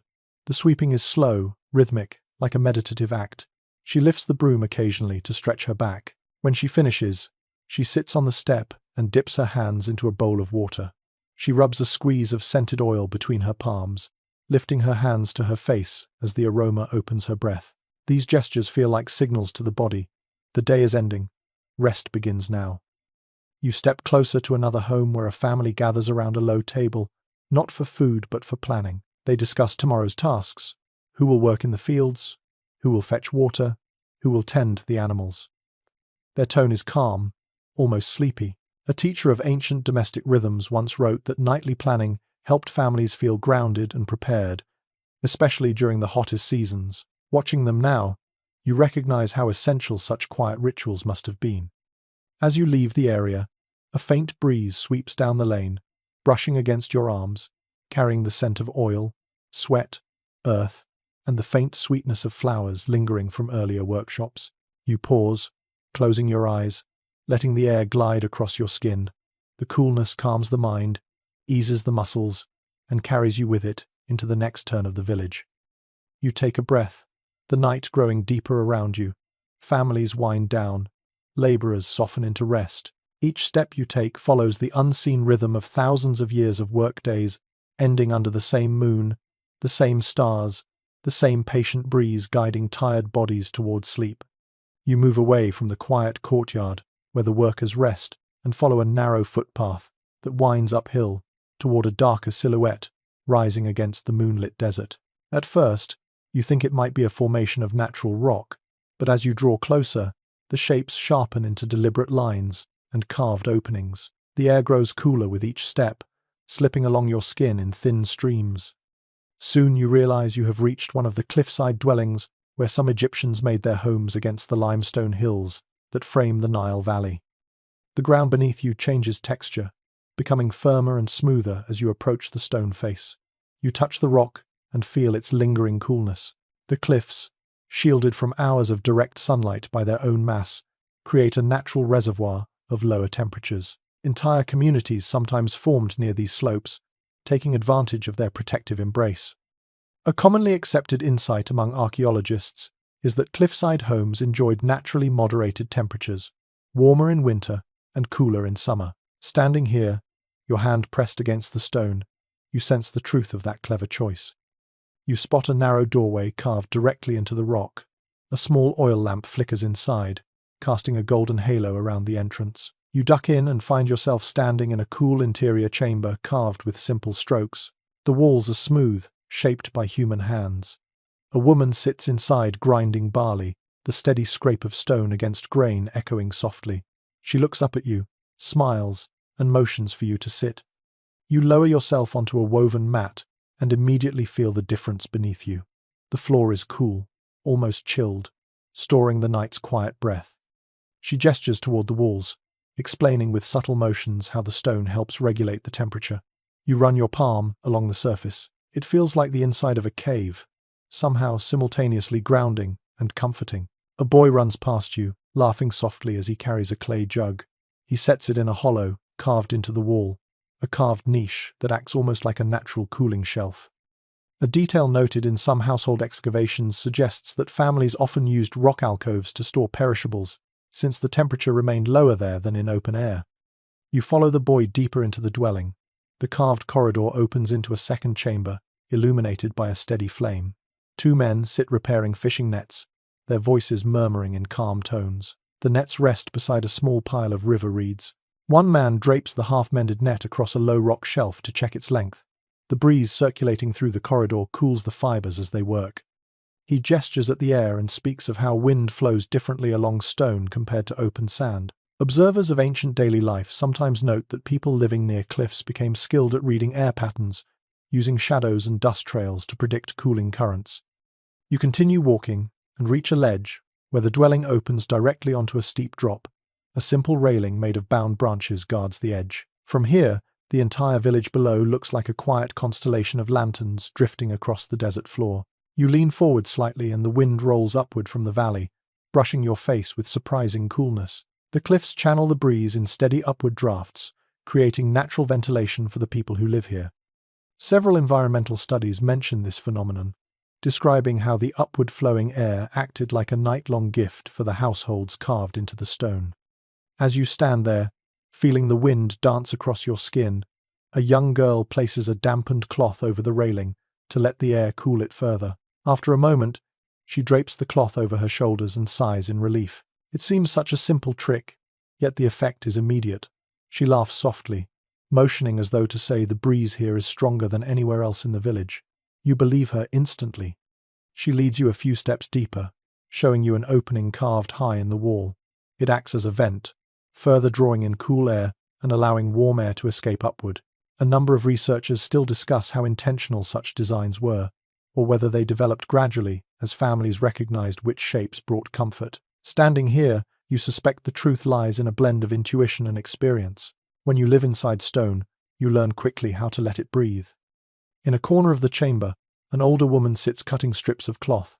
She dips each strip into a bowl of water mixed with herbs, then hangs them from a rock protrusion overhead. The moving air dries them slowly, releasing a delicate fragrance into the room. The scent drifts in soft waves, giving the chamber a cool, earthy calm. According to some interpretations of domestic practice, scents may have helped people ease into sleep in spaces with little decoration. Here, the gentle aroma feels like a lullaby, whispered by the rock itself. Another family member enters the dwelling carrying a small basket of dates and bread. They place the basket on a flat stone shelf carved high enough to stay away from pests and low enough to remain cool. You notice several clay jars aligned neatly along the opposite wall. Each one rests inside a carved hollow, holding water, oil, or grain. The pairing of clay and stone seems almost like a conversation between elements, each helping cool and protect the contents inside. The air shifts again, curling gently around your shoulders. You move toward the small exit that leads back outside. The ledge glows in the moonlight. A few neighbors gather there now, sitting on blankets, talking about the day.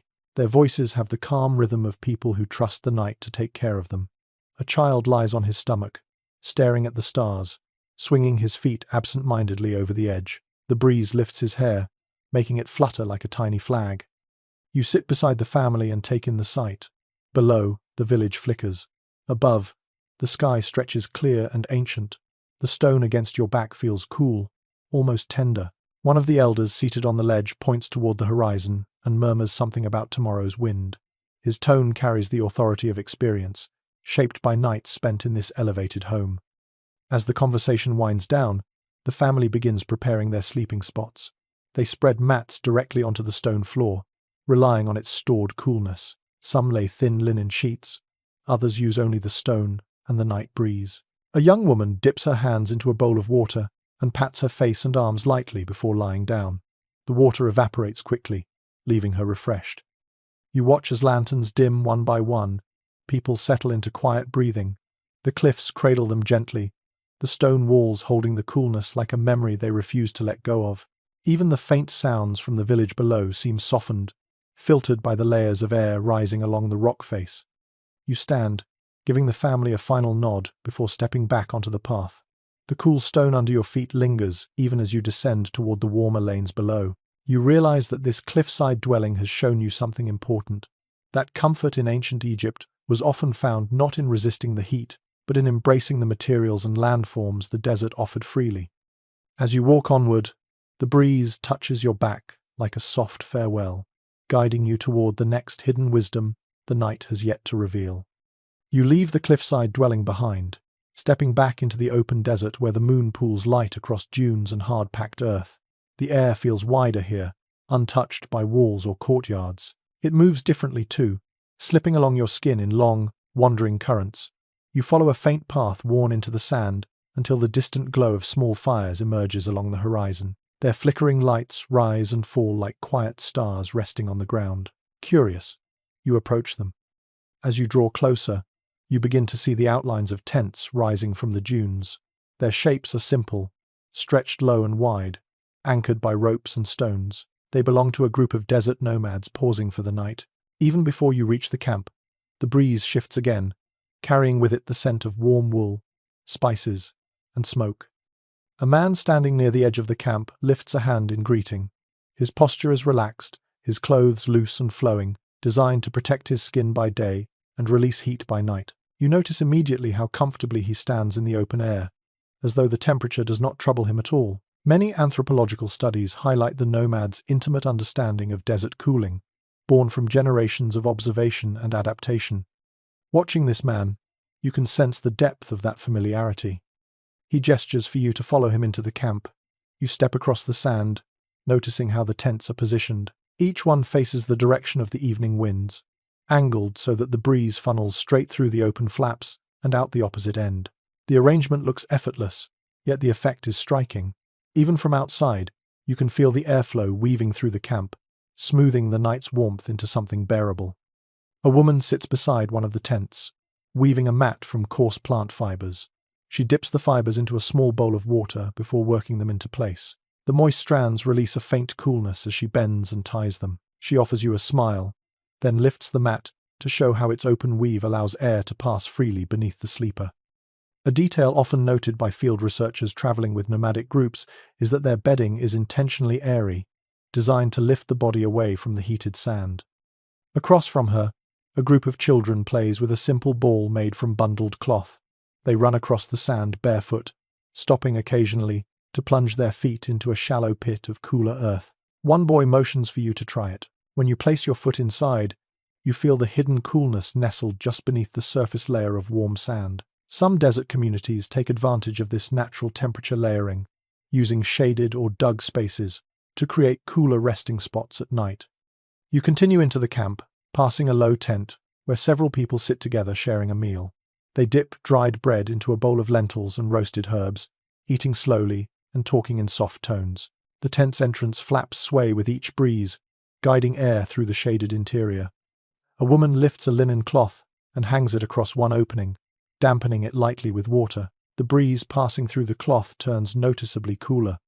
She laughs when you react to the sudden chill, and she shows you a small jug of water she keeps solely for refreshing the cloth during hot evenings.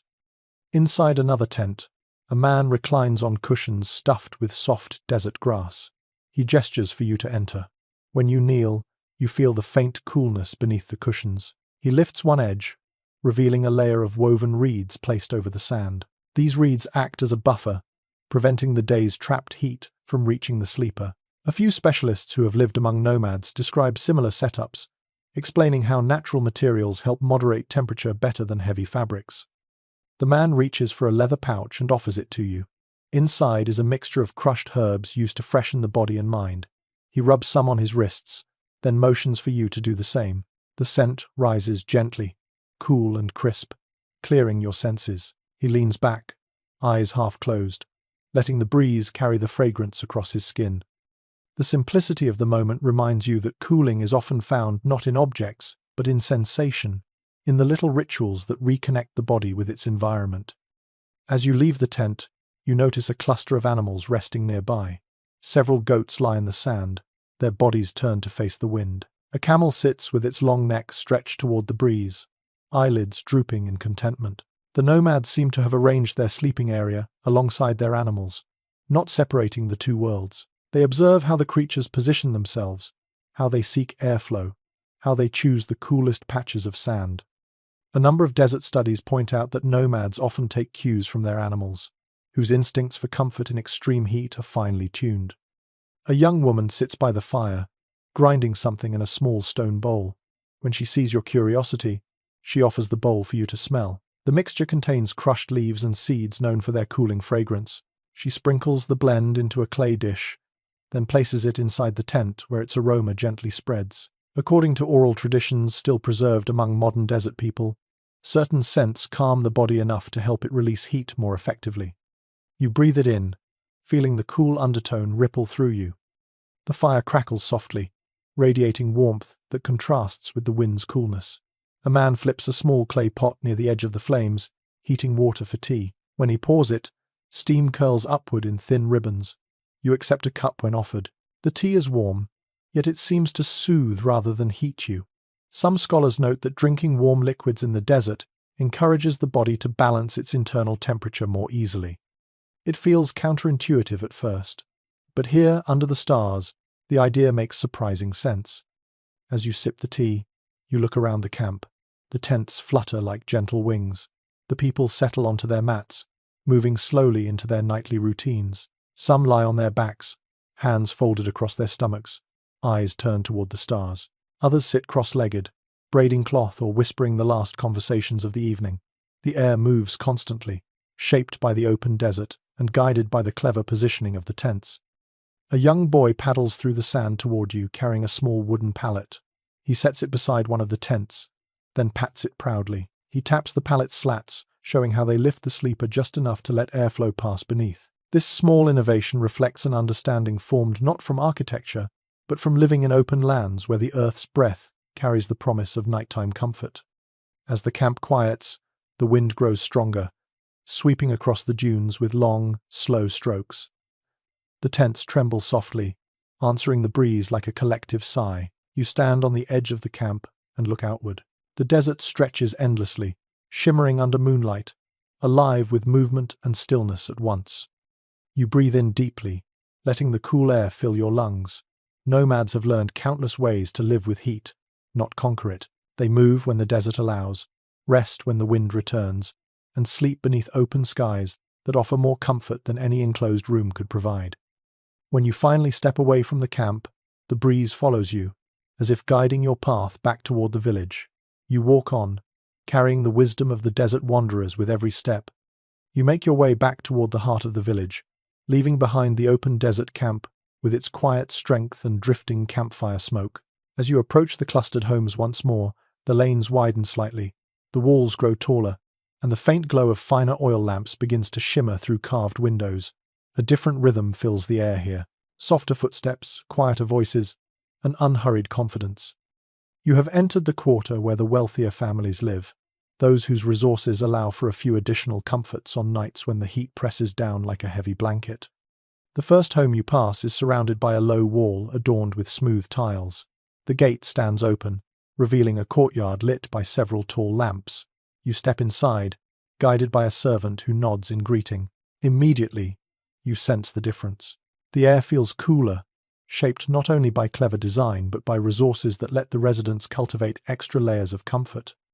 A well-accepted observation among historians is that elite households in ancient Egypt often adapted the same heat survival methods as common families, but with finer materials and more elaborate construction. In this courtyard, those familiar ideas appear again, yet transformed, refined into something elegant. Your eyes fall first on a shallow reflecting pool in the center of the courtyard. It glows softly under the moonlight, its surface perfectly still. A young woman dips a ceramic ladle into the water, then sprinkles droplets across the tiled floor. The moisture evaporates slowly, releasing cool air that gathers beneath the shade of a linen canopy stretched across the courtyard. You feel the coolness brush your ankles and drift upward in faint, refreshing curls. A servant nearby carries a tray of linen cloths folded neatly. Unlike the simple woven cloths you saw earlier, these are smooth, bleached to a pale ivory, and embroidered with delicate geometric patterns. A lesser-noticed detail in textile studies suggests that the wealthy often used finer linen, not only for its beauty, but because its thin weave cooled the skin much faster than coarse fabric. One cloth is placed into your hands. It feels light as morning mist, almost cool even before any breeze touches it. As you wander deeper, you notice tall ceramic jars positioned throughout the courtyard. Their surfaces are decorated with lotus petals and falcon motifs. Each jar is partially sunk into the ground, where the earth remains cooler. A servant pours water into one jar, allowing it to seep slowly through the porous clay. A faint mist rises from its surface. The technique is the same as you've seen before, but here the jars are larger, the placement more strategic, maximizing the cooling effect in the spacious yard. You follow a corridor into the house, passing beautifully polished wooden doors that lead into a grand hall. Carved columns support the ceiling, painted with images of birds in flight. The air inside feels astonishingly cool compared to the desert outside. A subtle airflow brushes your hair. You look up and notice a lattice of vents placed high along the walls. These openings guide wind from shaded courtyards into the rooms, creating a steady indoor breeze. A middle-aged man wearing fine linen gestures you toward a sitting area. Cushions made of dyed fabrics are arranged in circles around a low wooden table. On the table lie several alabaster jars filled with scented oils. He uncorks one and lets you inhale the fragrance. It carries notes of sweet myrrh, lotus, and something crisp that reminds you of river reeds. He shows you how the oils are applied lightly to the skin. The scent refreshes the senses and, with the breeze drifting through the hall, creates a gentle illusion of coolness. Some research into ancient perfumery suggests that certain fragrances were preferred specifically at night because they cleared the mind and softened the perception of heat. Across the hall, several servants prepare sleeping areas for the household. Instead of simple mats, the elite rest upon raised wooden frames, fitted with tightly woven cords. These beds lift the body well above the floor, allowing air to circulate beneath. The cords are wrapped with linen strips that have been slightly moistened. When the wind passes through the room, the beds become small islands of comfort. You press your hand against one cord. It feels tender but firm, absorbing the wind in a soothing rhythm. A detail noted in excavations of elite homes shows that some bed frames included carved openings along their sides, specifically designed to enhance ventilation. Here, you see one such frame. The carvings, shaped like papyrus stalks, allow airflow even when blankets or cloths hang over the sides. You follow your host to another room, where a pair of women recline on soft cushions, while servants fan them with feathered fans. These fans are ornate, crafted from ostrich plumes, dyed in soft shades of green and gold. The servants move them slowly, not only to cool the women but to spread the delicate scent of incense burning nearby. The smoke drifts in thin lines from a carved bronze burner. As you inhale, the aroma reaches you, a blend of cedar resin and dried citrus peel. According to some interpretations of household practices, incense in elite homes often served a dual purpose. It refreshed the air and acted as a marker of status. You are led through a long hallway where the walls shimmer with faint frescoes of garden scenes. The images show fruit trees, ponds, lotus flowers, and people resting in shaded groves. You sense that the inhabitants of this home draw inspiration from these gardens, creating small pockets of coolness wherever they can. The entire house feels like an imitation of a carefully tended oasis. You step into a secondary courtyard, smaller than the first, but lush. Potted plants line the perimeter, their leaves trembling as wind flows through the open archways. A narrow water channel runs along one wall, fed by a hidden reservoir. The water moves slowly, creating a soft, burbling sound. A young servant kneels beside the channel and dips a piece of linen into the flow. She drapes it over her shoulders, sighing with relief. You sense that even in this refined household, the simplest cooling tricks remain the most treasured. You move to another corner, where a small alcove holds jars of scented water, used for refreshing linens. One jar contains a mixture of lotus, mint, and barley. Another holds a solution made from crushed myrtle leaves. The scent rising from them feels fresh, almost invigorating. Some modern analysts note that the elite relied heavily on scented water to cool both the air and the mind. A servant gently sprinkles a few drops onto a draped cloth. The fragrance scatters through the courtyard, lightening the atmosphere. A man steps out from a nearby chamber holding a jar carved from translucent alabaster. He offers it to you. Inside is a blend of oil infused with desert herbs known for their soothing qualities. He explains with a gesture that this oil is used before sleep to ease tension and encourage coolness. He rubs a small amount over his wrists and temples, then leans into the breeze with closed eyes. You follow his example. The oil feels smooth, and the scent seems to dissolve any lingering heat from your skin. The night grows deeper, and the household begins to settle. Lamps dim. The breeze continues to drift through elegant halls. Servants finish their tasks, securing jars, folding cloths, and smoothing the sleeping cushions. You watch as the wealthier family members head toward their chosen resting places, each bed arranged purposefully to catch the wind from a particular direction. You stand for a moment in the doorway of the courtyard, feeling the combination of cool stone, drifting scents, and gentle airflow. Even though these people have more resources than many others in the village, the techniques they rely on echo the same old wisdom: water, shade, elevation, scent, and air. The basics never change. What changes is the way people shape them. You leave quietly, stepping back into the warmer night outside the walls. The elite household fades behind you, its lamps glowing softly like stars trapped in clay. Ahead, the village hums with quieter tones. You walk on, carrying the scent of lotus and desert herbs in your hair. A new corner of the night awaits, ready to show how the youngest among them found sleep in this world of heat. You leave the quiet elegance of the elite quarter behind and slip once more into the simpler lanes of the village. The night has grown softer now, its heat easing into a slow, steady warmth that feels almost affectionate.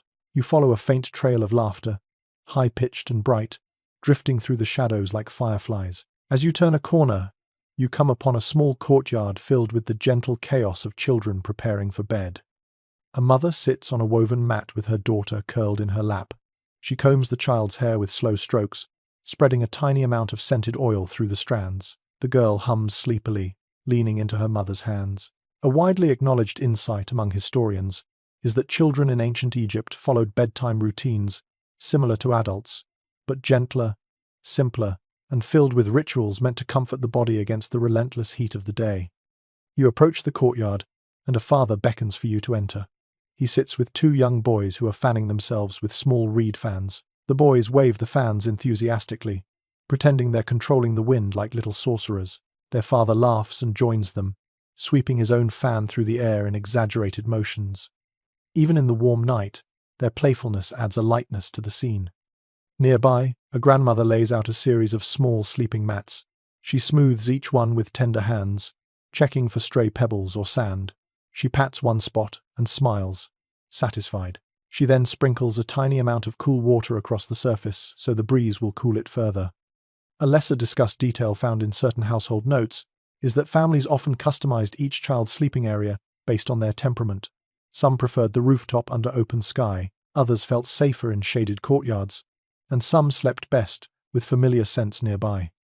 A boy trots into the courtyard, carrying a bundle of herbs tied with a simple cord.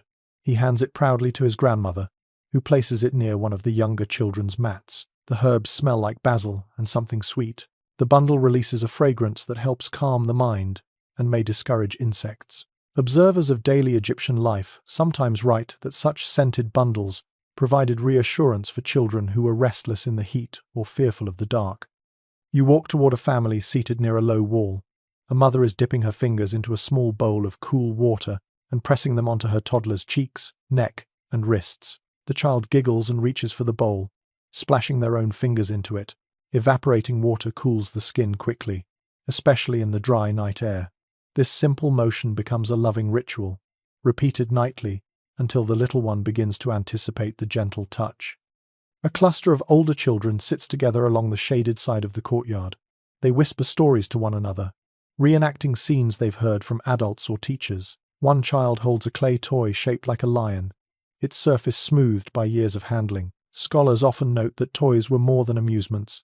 They were anchors of comfort during restless evenings. The children press the toys to their cheeks, letting the cool clay steady their thoughts. A mother nearby hums softly while folding a linen sheet. Her voice rises and falls in a soothing melody.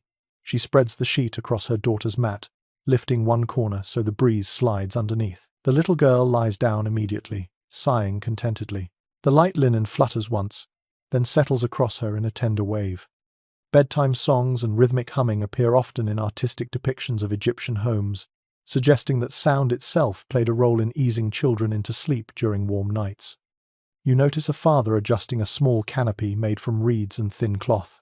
He positions it so it shields his son from drifting dust while still allowing air to pass through. The canopy casts a soft shadow, making the space feel smaller, cozier. Some researchers studying children's lives in ancient Egypt suggest that shaded enclosures helped mimic the coolness of womb-like spaces, providing emotional comfort when temperatures were high. In one corner, a toddler sits on her mother's lap, clutching a worn piece of linen. The mother taps the cloth lightly, releasing a scent of chamomile and mint. She presses it against the toddler's chest and rocks gently. Whether the child understands why the scent is calming hardly matters. Instinct does the rest. You move closer to another family arranging mats along a rooftop ladder. They are preparing to climb up for the night. The youngest hesitates at the first rung, clinging to his sister's hand. She reassures him with a small gesture, pointing upward at the sky. She explains that the stars are cooler than the ground. She taps his nose, and he laughs, letting go of his fear. Some modern scholars still debate whether bedtime explanations like these were rooted in scientific understanding or comforting metaphor. Watching this family, the distinction feels unimportant. What matters is the bond formed in the shared ritual. You follow them up the ladder to the rooftop. Once there, you see several families already settling in.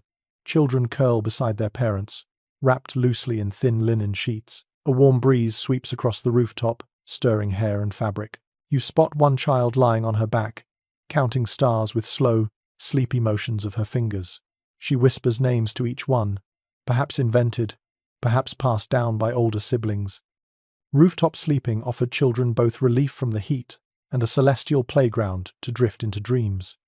On the far side of the roof, a father sprinkles a small scoop of cool sand across his children's mats. He smooths it gently, then shakes the mat so only the finest grains remain. The children run their hands across it, marveling at its smoothness. Some ethnographers note that cooled sand was occasionally used as a tactile comfort for children, soothing them through the long, warm nights. You sit near a family lighting a tiny, low lamp shielded by a pottery ring. The flame is soft and steady, meant not to warm the air but to keep the children from waking in complete darkness. A mother tells a short bedtime tale about a crocodile who forgets how to swim and must learn to float on moonbeams. The children giggle sleepily, pressing closer to her. All around you, the rooftop turns into a constellation of little sleeping nests. Parents whisper final words of reassurance, smoothing hair, adjusting linens, brushing sand from tiny feet. A gentle murmur rises like a lullaby woven from dozens of voices. One last breeze sweeps across the rooftop, carrying with it the scents of herbs, clay, and the river.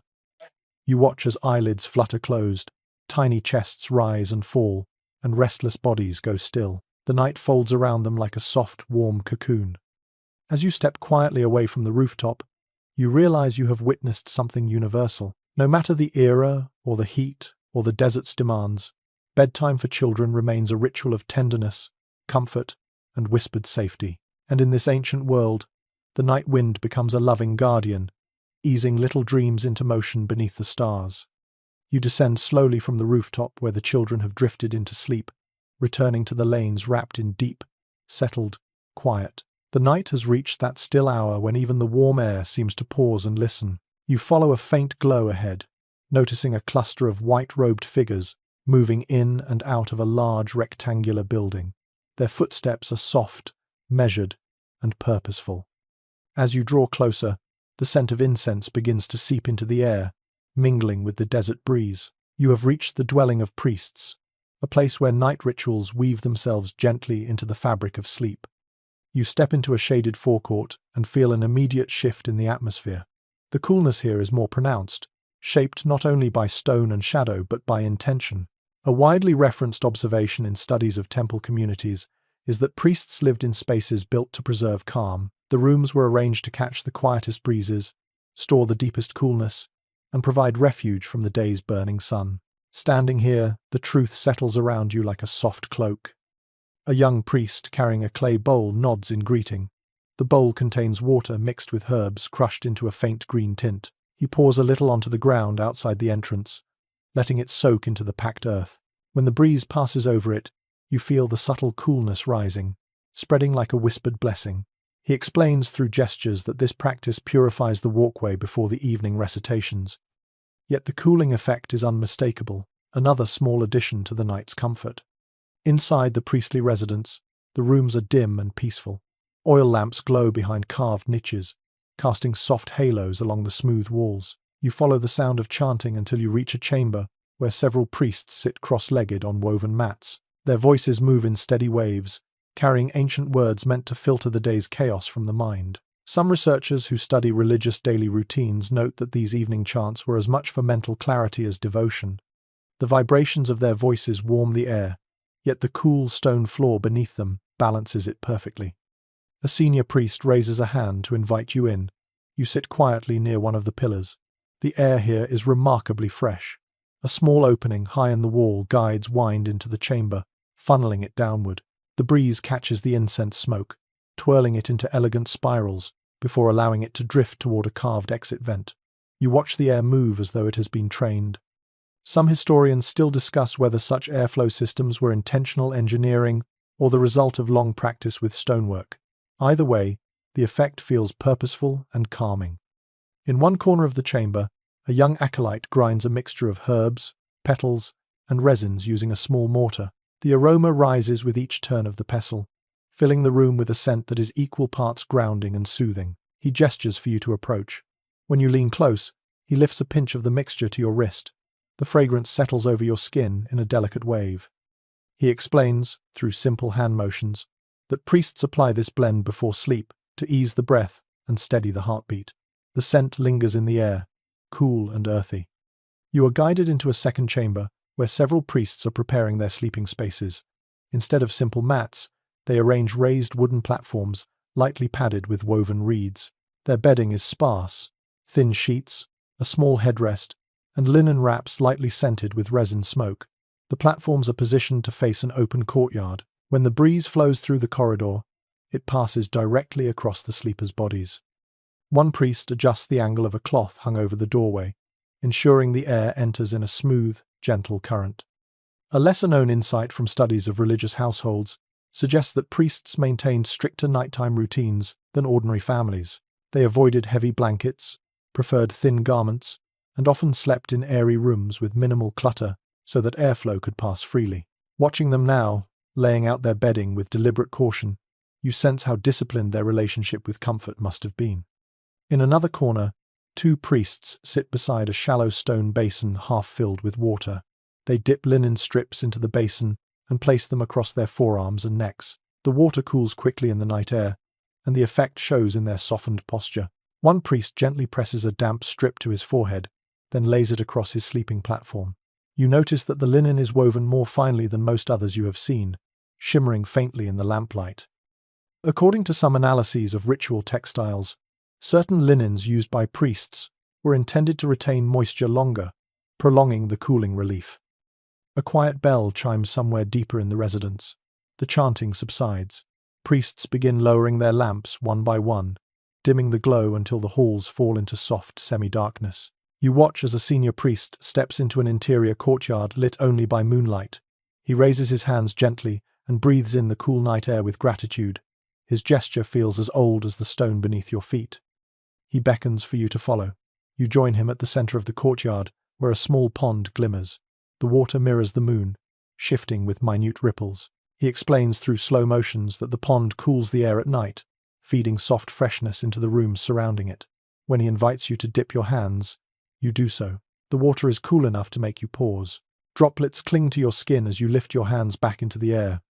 The breeze catches them instantly, cooling your fingers with a sudden shiver. Around the courtyard, priests settle onto their sleeping platforms. Their silhouettes move quietly, adjusting linens, smoothing reeds, and arranging small clay jars near their beds. Inside, the jars are mixtures of herbs meant to sharpen dreams or calm restless thoughts. Some literary fragments from antiquity mention that dreams were believed to hold messages from deities. Although not everyone agrees on how literally these beliefs shaped nightly habits, the use of scented herbs suggests a connection between spiritual clarity and restful sleep. You stand at the far side of the courtyard and watch as the last lamp is dimmed. A hush settles over the residence. The only sounds are the gentle gurgle of the pond and the wind bending through narrow corridors. The air feels cool, steady, and holy in a way you cannot quite name. A young acolyte approaches and places a feather fan into your hands. He motions for you to step into a small alcove. When you do, you feel the airflow strengthen, funneled by two stone walls that converge toward the opening. The acolyte nods, indicating that priests often pause here before sleep to allow the cool air to settle their minds. You close your eyes and raise your face to the breeze. The combination of the wind, the scent of herbs, and the quiet of the courtyard draws you into a deep sense of calm. When you open your eyes again, the acolyte has already returned to his duties. The priests lie peacefully in their beds, the night gently weaving around them. You take one last breath of the courtyard's coolness before stepping softly back into the lane. The air outside feels warmer, but you carry the stillness of the priestly chamber within you. You walk on, guided by moonlight and the subtle promise of more secrets waiting in the ancient night. You continue along the moonlit path, leaving the priestly residence with its quiet, fragrant stillness lingering in your breath. The air outside feels warmer, but your senses remain sharpened by the cool stone corridors you just left behind. As you walk, a low rumble rises from the distance. Not thunder, not footsteps, something steadier, rhythmic, like the deep drumming of many hooves against packed earth. Your pace quickens. Soon you reach an overlook where the land slopes outward toward a wide floodplain. The moon reveals a scene alive with movement. Dozens of workers are guiding cattle, donkeys, and goats toward low enclosures made of wooden posts and woven fencing. The animals move in clusters, snorting and huffing, their breaths visible in tiny clouds illuminated by lanterns. You have stumbled upon a nighttime herding operation, a chore shaped by temperature and survival. One long-standing observation shared by researchers studying rural Egyptian life is that shepherding often shifted to nighttime hours during the hottest months. Animals needed to conserve strength for the following day. Grazing in the cooler darkness protected them from exhaustion and helped families avoid heat stroke. As you step closer, you see how naturally the village flows around this rhythm. A young herder passes you, leading a pair of goats tethered with braided cords. He wipes sweat from his brow with a strip of cloth, though the night breeze already cools him. He lifts the goat's water skin so they can drink before entering the enclosure. Their tongues lap at the cool water eagerly. The young man nods at you, his expression calm and focused, then guides the animals inside. You move down a small slope toward a cluster of workers, spreading fresh sand across the ground. They smooth it with wooden rakes, creating a softer resting area for the livestock. The sand still holds warmth from the day, but beneath it lies cooler layers. When the workers lift handfuls of deeper sand, tiny wisps of cool air rise. One man motions for you to touch the newly spread surface. You kneel and press your palm against it. It feels surprisingly mild, not far from the cool stone floors of the cliffside home you visited earlier. You hear a gentle snort and glance to your left. A woman is brushing a donkey's coat using a coarse reed brush dipped in a basin of water. She runs the brush along the donkey's neck, down its flank, and across its hind legs. The wet bristles release a faint mist that evaporates almost instantly in the dry night air. The donkey relaxes visibly, lowering its head in appreciation. Some specialists who study ancient animal care suggest that this simple cooling method helped maintain the animal's strength for work the following morning. A small group of children stands near a fenced area, tossing bundles of dry grain leaves over the enclosure. They laugh as the animals nibble eagerly. The children occasionally run to a large clay jar positioned nearby. The jar sweats with moisture, indicating it is filled with cool water. One child dips her hands inside and splashes water over her face. She gasps at the chill and giggles. The jar is buried halfway into the earth, maintaining its coolness thanks to the surrounding soil.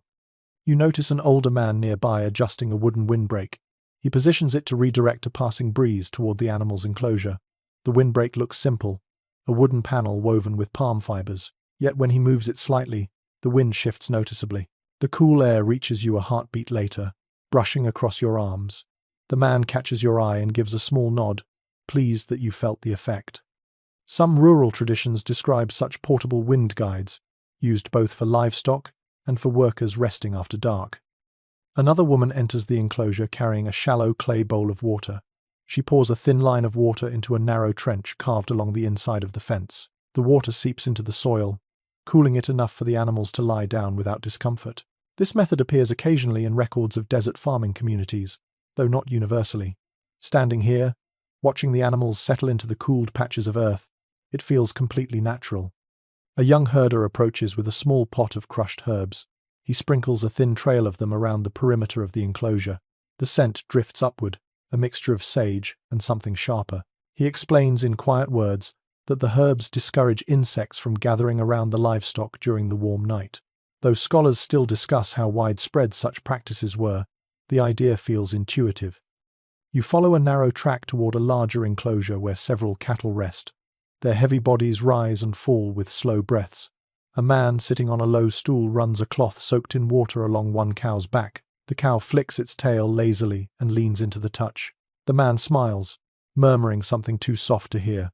The nighttime quiet gives space for these tender routines, small gestures that tie humans and animals together in shared relief from the heat. You glance toward a group of workers seated around a low fire pit. They are not warming themselves. Rather, they use the smoke to keep insects away from the herd. They add specific dried herbs to the small flame, releasing a pleasant scent that drifts through the camp. The workers talk quietly, exchanging stories about the day's labor, the river's mood, and the behavior of certain animals. Their tone is steady, relaxed. These moments seem as restorative for them as for the animals they tend. One young woman steps away from the group to check a donkey foal lying on a pile of cool sand. She adjusts a woven blanket beneath the foal, ensuring it doesn't trap heat. Then she places a damp cloth on the foal's neck. The animal sighs and closes its eyes. You notice how naturally she reads the animal's comfort, as though she has grown up doing this nightly. Moving on, you reach another enclosure, where sheep are huddled together, but not tightly. They arrange themselves instinctively to catch the breeze flowing between two low hills. A man standing nearby explains with gestures that sheep, like many animals, naturally choose sleeping arrangements that maximize airflow. Whether learned from observation or passed down through herding tradition, The families honoring these instincts show remarkable sensitivity. You take a moment to stand still. The breeze moves softly across the entire floodplain, washing over both humans and animals. The moonlight glimmers off the sand, off the water jars, off the coats of resting creatures. Everywhere you look, night cooling is not merely a human concern but a shared endeavor. Livestock and people alike depend on the night for recovery before the next harsh day begins. As you step back toward the village, you notice something else. A young girl kneels near a small trough and fills it with cool water. She touches her fingertips to the surface, then taps them onto her forehead. Her motions mirror those you saw in workers' courtyards, in priestly chambers, and in children's bedtime rituals. You realize that cooling in the night is not a segmented practice. It is woven into every corner of ancient life, linking all creatures together. The sounds of the herds fade behind you. The breeze continues its low hum, and you walk on, heading toward a quieter part of the village where another piece of Egypt's nighttime wisdom awaits. You continue down the path, letting the soft rumble of animals fade behind you until the night grows still once more. Ahead, the lanes narrow again, bending between tall mud brick walls that cast long, cool shadows across the ground. The village feels quieter than ever now. Most doors are closed, lamps dimmed, conversations replaced by gentle breathing from people already drifting into sleep. But then you hear it, a delicate scraping, a faint splash, a soft whisper of water moving where you least expect it. You follow the sound until you reach a small, recessed doorway. Someone has left it open just enough for the breeze to slip out. Cool air touches your face with a welcome caress. You step inside and discover a world entirely different from the sandy courtyards, breezy rooftops, and wide-open fields you've just crossed. It is a kitchen, a quiet, moonlit kitchen. The coolness surprises you so deeply that you pause in the doorway for several seconds, savoring it. Kitchens in ancient Egypt were not simply cooking spaces, they were cooling spaces. Their design, materials, and layout created small pockets of refuge from the heat of the day, and by nightfall, they often held onto the coolest temperatures in the entire house. A widely discussed point in domestic architecture is that many kitchens were built on the shaded side of the home, or partly sunken into the earth. Standing here, you can feel that design immediately. The floor beneath your feet is lower than the street outside, the walls thick, the ceiling supported by sturdy beams that trap the day's shadows. Clay jars line the walls, their cool surfaces glimmering faintly in the low lamplight. A young woman stands at a counter grinding barley with a stone mortar. She pauses to wipe her hands on her tunic, then gestures for you to enter. You do so quietly. The air smells faintly of baked bread, crushed herbs, and cool clay.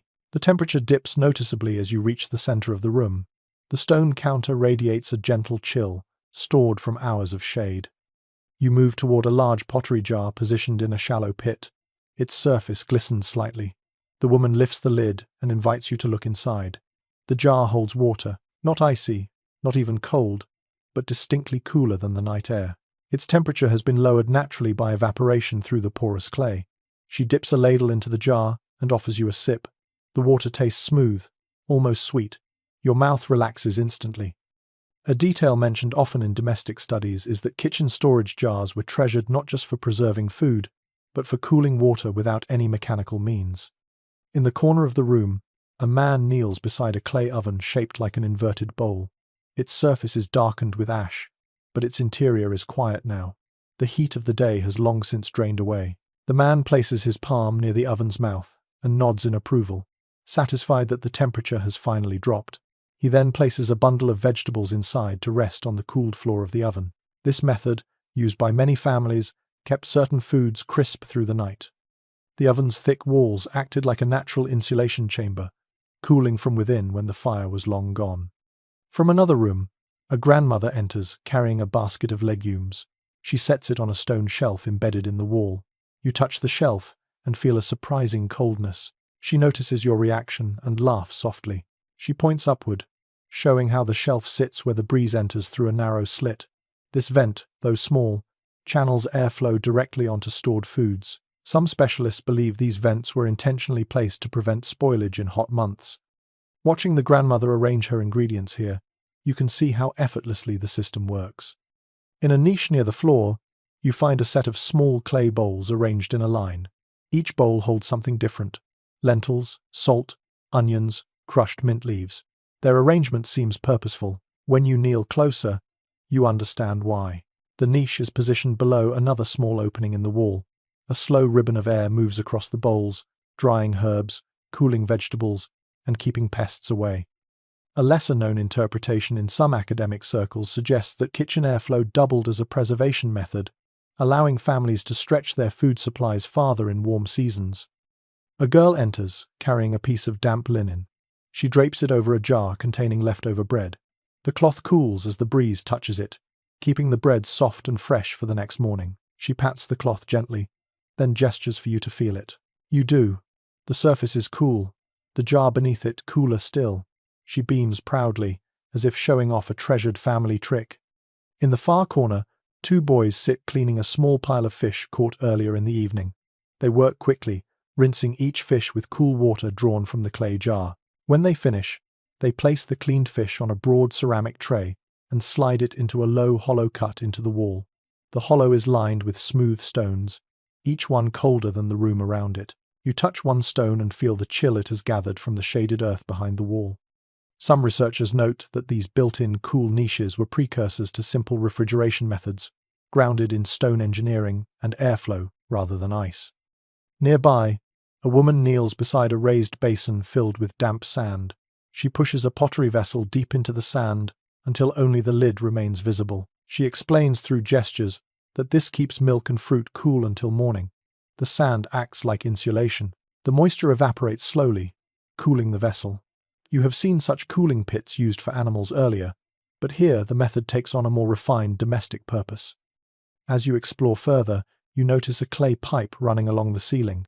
It is not for carrying water, but for drawing hot air upward from the fire chamber of the oven when it is in use. Tonight, it is dormant, but its presence insists on clever design. Some scholars still puzzle over how sophisticated early ventilation systems truly were. The pipe here, combined with the cool stone and layered airflow, makes the kitchen feel like a carefully engineered sanctuary. The woman grinding barley signals for the others to gather.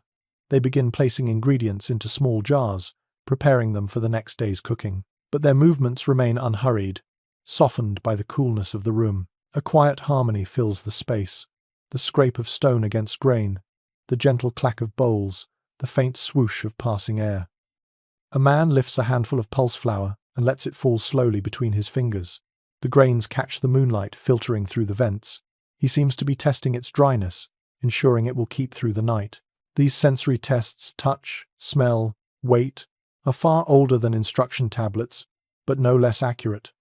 Before leaving, you pause near the doorway and watch the family continue their calm evening tasks. The kitchen, with its cool earth, porous jars, shaded walls, and gentle airflow, has become a haven. You understand why some families drift here before sleep, resting on mats placed near the cooler floor, allowing the night to settle into their bones. You step outside again, and the warmer night greets you gently. The coolness of the kitchen clings to your skin like a final blessing. You inhale deeply, ready to follow the next thread of the ancient night, now richer with the scent of grain, clay, and the faint memory of stone-born coolness. You leave the cool kitchen behind, stepping once more into the open night. The air feels warmer again, but now you recognize the heat for what it is, a companion, not an enemy. You have seen how every family, every priest, every traveler bends and shapes the desert's warmth into something livable. So when you notice a soft rustling ahead, mingled with slow footsteps and the quiet clatter of pottery, you follow it willingly, curious about who else might be awake at this late hour. You soon find yourself at the edge of another courtyard, this one deeper and more secluded than the others. A wooden ladder leans against the wall, leading up to a broad balcony lined with sleeping mats. A few dim lanterns hang from the railing, glowing like captured fireflies. You climb the ladder gently, guided by the flickering light. At the top, you discover a family of older villagers settling into their nightly routine. Several elders sit on low stools arranged in a wide semicircle. They speak softly to one another as they prepare for sleep. Their voices carry the weight of long experience, each tone slow and deliberate. A widely recognized insight among researchers who study aging in ancient Egypt is that older adults often held their own unique cooling rituals habits, sharpened by decades of living with the desert's extremes. Watching them now, you sense a peaceful mastery in every gesture. One man sits polishing a small wooden headrest, running a damp cloth along its curved surface. When he finishes, he sets it beside his mat and rests his hand on it, as though greeting an old friend. Headrests like this, carved with gentle arches, kept the neck lifted and the air flowing freely beneath the skull through the long, warm nights. He taps the wood lightly, pointing to the open space beneath. You nod in understanding. Elevation, airflow, and familiar comfort, all in one simple object. Beside him, a woman slowly unfurls a thin linen sheet. She pauses after each movement, allowing the breeze to pass through the fabric before lowering it further. The sheet ripples, capturing the night air. She smiles as she lets it settle onto her mat. Some scholars note that older Egyptians preferred lighter linens than the young, valuing fabrics that did not cling to the skin. Watching her smooth out the folds, you can see why. Even the slightest pocket of trapped air seems unwelcome. At the far side of the balcony, an elderly couple stands near a waist-high wall. They are placing a series of small, water-filled bowls along the ledge. When the breeze flows across them, droplets evaporate slowly, cooling the surrounding space just enough to create a microclimate around their sleeping area. This simple method appears in several depictions of household scenes, a delicate partnership between water and air, repeated across generations without need for explanation. A younger family member, perhaps a grandchild, brings out a basket filled with smooth stones. She pours a little water into a clay dish and sets several stones inside. The stones absorb the moisture and release a faint coolness as the wind brushes them. She positions the dish strategically near her grandparents' sleeping mats. Some observers of ancient aging practices mention that elders often preferred cooling systems that could be refreshed easily and required little effort. This little dish seems to be exactly that. A gentle cough draws your eye. Another grandmother is sitting near a railing, tracing her fingers along a jar of scented oil. She opens the jar and dips a fingertip inside. The aroma that reaches you is soft and restoring, part lotus, part lemony herb, part something earth-like that you cannot identify. She rubs the oil along her wrists and temples. The fragrance mingles with the moving air, creating a sense of calm. A lesser-known commentary from a few ancient sources suggests that scented oils used by elders served both for comfort and for cooling. Certain scents helped slow the breath, easing the body's response to heat. You watch her close the jar with careful hands. She then wraps a dampened cloth around it, preserving its coolness for the next night. These small, thoughtful habits weave together to form a gentle, nightly ritual, far different from the more energetic routines of younger families. A man seated nearby smooths a mat woven from palm fibers. He positions it carefully so that the breeze will strike it first before touching his skin. He tests the airflow by waving his hand lightly above the mat. When he finds the perfect angle, he settles down and sighs deeply. Some specialists in ancient climate habits suggest that elders often chose sleep locations based on years of learning where breezes gathered most reliably. Watching this man, you see the wisdom written into his motions. The conversation around you softens as more elders prepare to lie down. A woman ties a small pouch of dried mint leaves to the wooden post beside her mat. She presses it gently, releasing a faint fragrance. This small ritual, according to certain ethnographic parallels, may have been used to steady breathing or ease the warm tickle of nighttime air. The scent reaches you like a cool whisper. Another elder kneels near a clay pot buried partially in the floor. He removes the lid and inhales the faint coolness rising from within. Inside the pot are a few pieces of fruit resting on a layer of damp sand. He selects one piece, sets it aside, then covers the pot again. He gestures toward it with pride, explaining how the earth beneath the balcony holds onto the night's coolness longer than the open air. You imagine how many times he has described this trick to younger listeners, proud of knowledge shaped by memory. You wander across the balcony to an alcove draped in loosely woven cloth. Inside, an elderly woman sits cross-legged, sipping a warm drink from a clay cup. She waves you closer. When you smell the drink, you detect hints of chamomile and a subtle tang of a dried desert flower. She explains that drinking warm, herbal infusions before bed helps align the body with the night, rather than resist it. Several experts examining ancient medicinal practices mention similar techniques.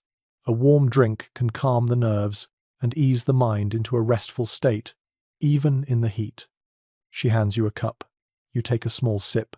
The drink warms your chest, but paradoxically, you feel your body relax, making room for the breeze to work more effectively. You thank her quietly and return the cup. The balcony begins to settle into silence. A few more lanterns are extinguished. Shadows stretch across the mats. The breeze strengthens just a little, brushing against the linen sheets like soft fingers. Elders lie down slowly, their movements deliberate but relaxed. Each one adjusts their linens, headrests, or cooling bowls until everything feels just right.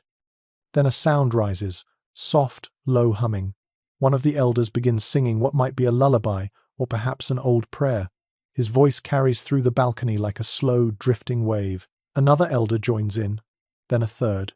Their harmonies blend with the night wind. It is a melody seasoned by time, worn smooth by ritual, meant not to entertain but to ease the spirit. You feel the soothing vibration settle into your chest. The humming eventually fades, replaced by the steady rhythm of calm breathing. A few elders close their eyes. One stares at the stars with a small smile. Another shifts slightly to rest a hand against a cool stone jar beside her. The scene is peaceful, almost timeless. You step away quietly, leaving the balcony filled with soft silhouettes. As you descend the ladder, the coolness clings to you like a gentle farewell. The elders' simple, refined rituals linger in your mind. They have shown you another face of the desert night, a version shaped by patience, adaptation, and the serene acceptance of warmth. You return to the lane below, ready for the night to offer yet another lesson from the ancient world. You leave the elders' balcony behind and follow a narrow alley that curves toward the outskirts of the village. The air shifts again the moment you step out from between the tall walls. It feels lighter, more open, as if the night itself has inhaled deeply and stretched its limbs out toward the horizon. The desert waits ahead, dark and wide, but instead of pulling you outward, something draws your attention downward. A faint glow flickers near the ground, a small, steady flame. You follow it. Soon you approach a cluster of objects arranged carefully on a broad, flat platform of packed earth. The shape of the platform is smooth and circular, ringed with stones that catch the moonlight. At first glance, you think it might be an outdoor workspace, but as you draw closer, you begin to see the real purpose behind the arrangement. Clay molds, drying racks, carved stamps, and beside them, long strips of linen laid out neatly in rows. You have found a night workshop dedicated to shaping the very items that help villagers sleep better. The pillows, mats, fans, jars, cloths, and cooling tools you have seen across the village. A woman sits cross-legged at the center of the platform, carving a small wooden block with a short, sharp knife. She moves with care, turning the wood slowly as she adds delicate grooves. When she looks up, she greets you with a calm nod. Her eyes sparkle with the kind of alertness that belongs to people who prefer working under moonlight instead of sunlight. Many artisans in ancient Egypt favored nighttime hours for certain tasks. The cooler air helped their hands stay steady, and the gentle light from oil lamps allowed them to focus without the harsh glare of the sun. She gestures for you to come closer. When you kneel beside her, she places the half-carved wooden block into your hands. It is a decorative panel meant to be sewn onto the edge of a linen canopy used for rooftop sleeping. The grooves she has cut will guide airflow as it slips through the cloth. You run your thumb along the channels and feel how smoothly they are carved. One widely acknowledged insight from craft studies is that skilled woodworkers used airflow guiding shapes long before they could explain the physics behind them. They simply learned from wind, cloth, and experience. Across the platform, a young man kneads clay with both hands. He presses it firmly, rolling it into long strips before flattening them across a wooden board. The clay is destined to become the next batch of porous jars used to cool water through evaporation. He lifts a strip to show you its thickness, flattening the edges to make them smooth. When he molds it into a cylinder, he leaves tiny gaps in the clay walls. These gaps will allow water to seep through in the slightest measure. A few specialists still discuss whether the ancient potters deliberately tuned the porosity of their jars or whether the effect came naturally from the clay they used. Watching the young man's careful shaping, you sense intention in every movement. A girl sits beside a stack of dried reeds, sorting them by length and thickness. She lifts the longer reeds and places them in a basket meant for crafting mats. The shorter pieces she keeps aside for weaving perfume fans. She hums softly as she works, pausing now and then to run her fingers across a reed's surface. She seems to understand each piece, as though it carries its own story. A lesser-known observation from certain ethnographic parallels suggests that families often passed down reed, selecting techniques through casual gestures and lullabies. The girl's humming feels like part of that legacy. tying labor and music into one endless thread. Near her, two women dye linens using crushed pigments mixed with water. They dip strips of linen into basins and lift them carefully, letting the excess paint drip back into the bowl. The linens glow faintly in the moonlight, their colors muted but vivid. These cloths are not merely decorative. Their light coloring helps reflect daytime sunlight when used as rooftop canopies.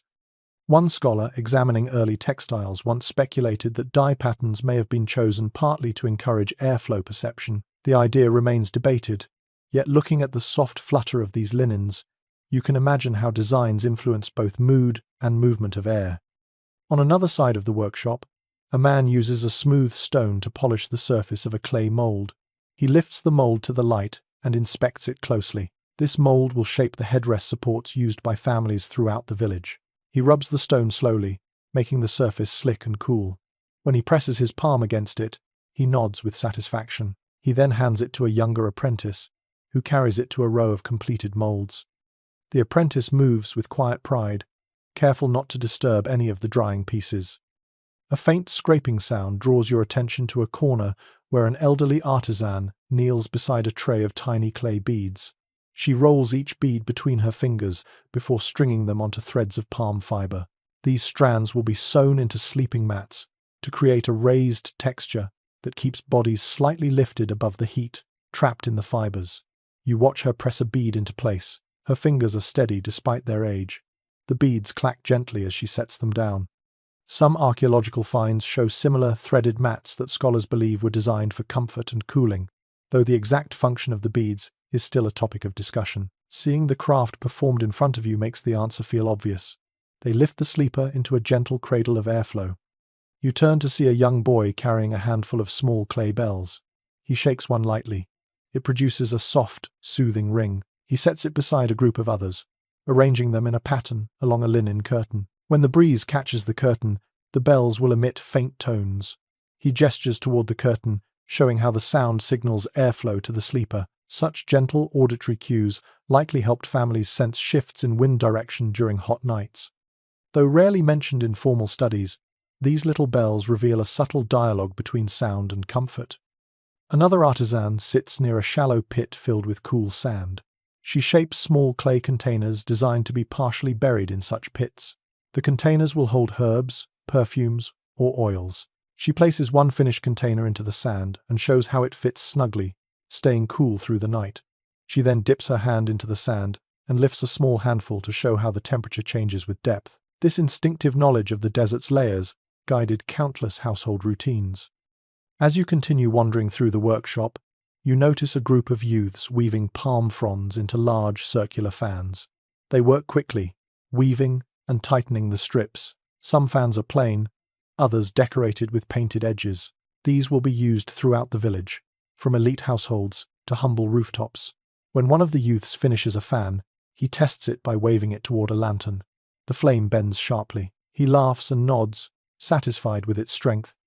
You sit on a low stool near the center of the platform and take in the entire scene. Every direction reveals a cooling tool in some stage of creation. Every artisan works with calm intention. Every gesture carries traces of long experience.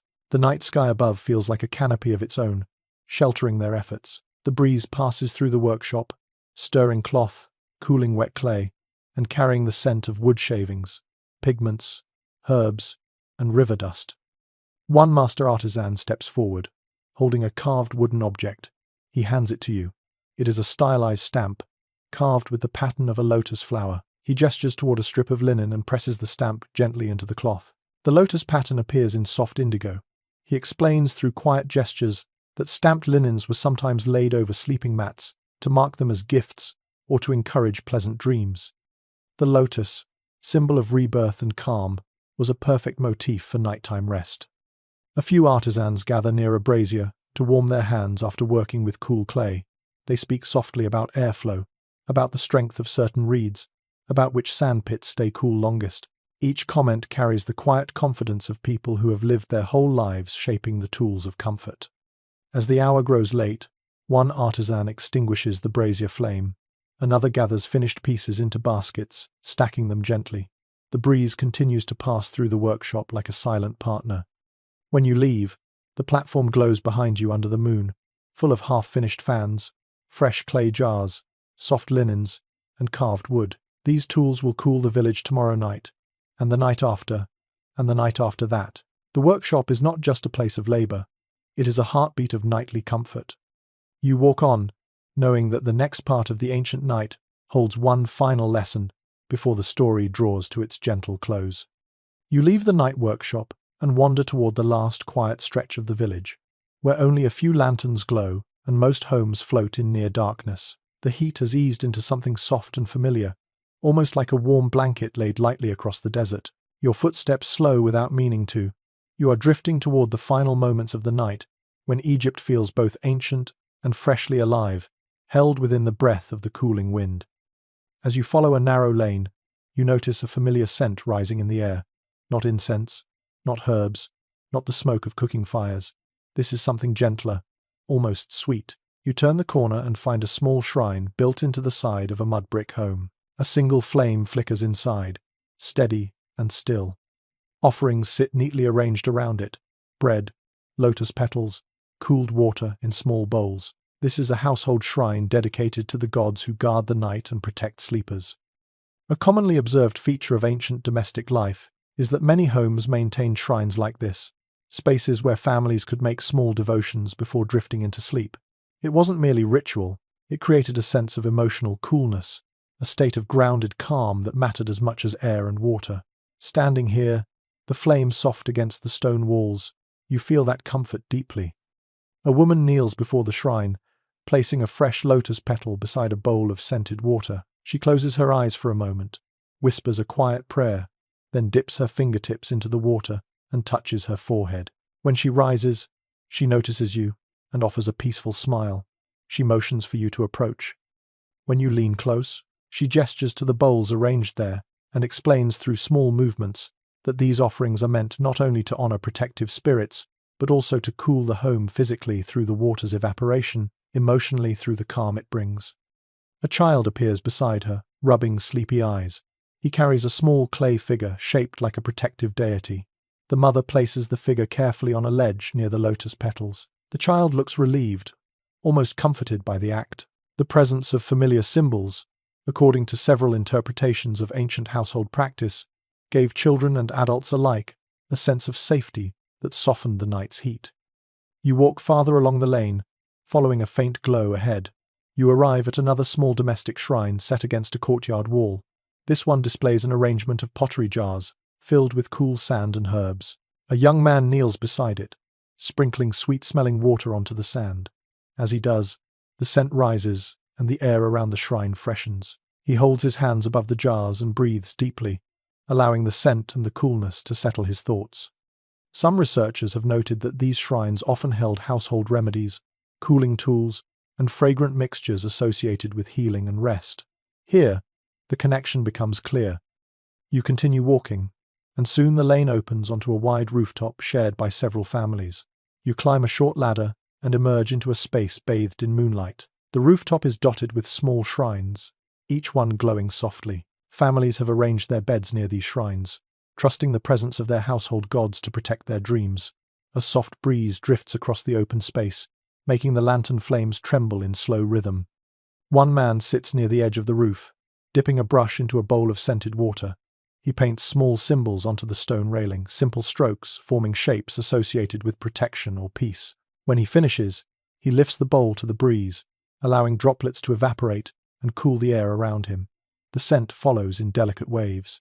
Some scholars still discuss how symbolic markings, cooling rituals, and spiritual gestures may have blended into one unified practice. Watching him work, it seems like the most natural thing in the world. Nearby, an elderly woman sits cross-legged before her household shrine. She hums a low tune while sprinkling herbs onto a small clay dish. The herbs release a faint aroma as they heat slightly under the lantern. She closes her eyes and lets the scent drift into the night. The tune she sings feels older than language, a rhythm that has echoed across rooftops for countless generations. You feel yourself swaying unconsciously to its gentle cadence. A family lies on their mats, heads resting on carved wooden supports. One child gazes at a tiny amulet hanging from the shrine beside them. The amulet swings lightly in the breeze. The child reaches out to touch it before closing their eyes. These little tokens, simple charms, favored stones, carved symbols, appear again and again in discovered household objects. They serve not only as spiritual tools but as anchors of comfort, easing the mind's restlessness in warm nights. You wander to another corner of the roof where a young woman lights a small lamp before sleeping. She places the lamp inside a shallow clay bowl filled with cool water. The reflected light dances across the water's surface, casting waves of moving brightness on the walls. She inhales softly, letting the shimmering effect lull her into calm. This practice, though not heavily documented, is described in some artistic depictions, hinting at a tradition of letting water and flame blend to soothe the senses. As the rooftop settles into quiet, you hear a series of soft clicks. A man is adjusting a set of tiny clay chimes hanging near the shrine. When the wind passes through them, they produce a faint, soothing music. He tilts them slightly so the breeze catches the chimes more directly. Their whispering tone mixes with the distant murmur of the Nile and the slow, steady breathing of families drifting into sleep. The combination feels like a lullaby for the entire village. You sit for a moment on a cool stone ledge and absorb the atmosphere. The shrines glow. The breeze moves. The families breathe together in unity with the desert. Every shrine holds an echo of the same intention. Calm the mind, ease the heart, guide the body into rest.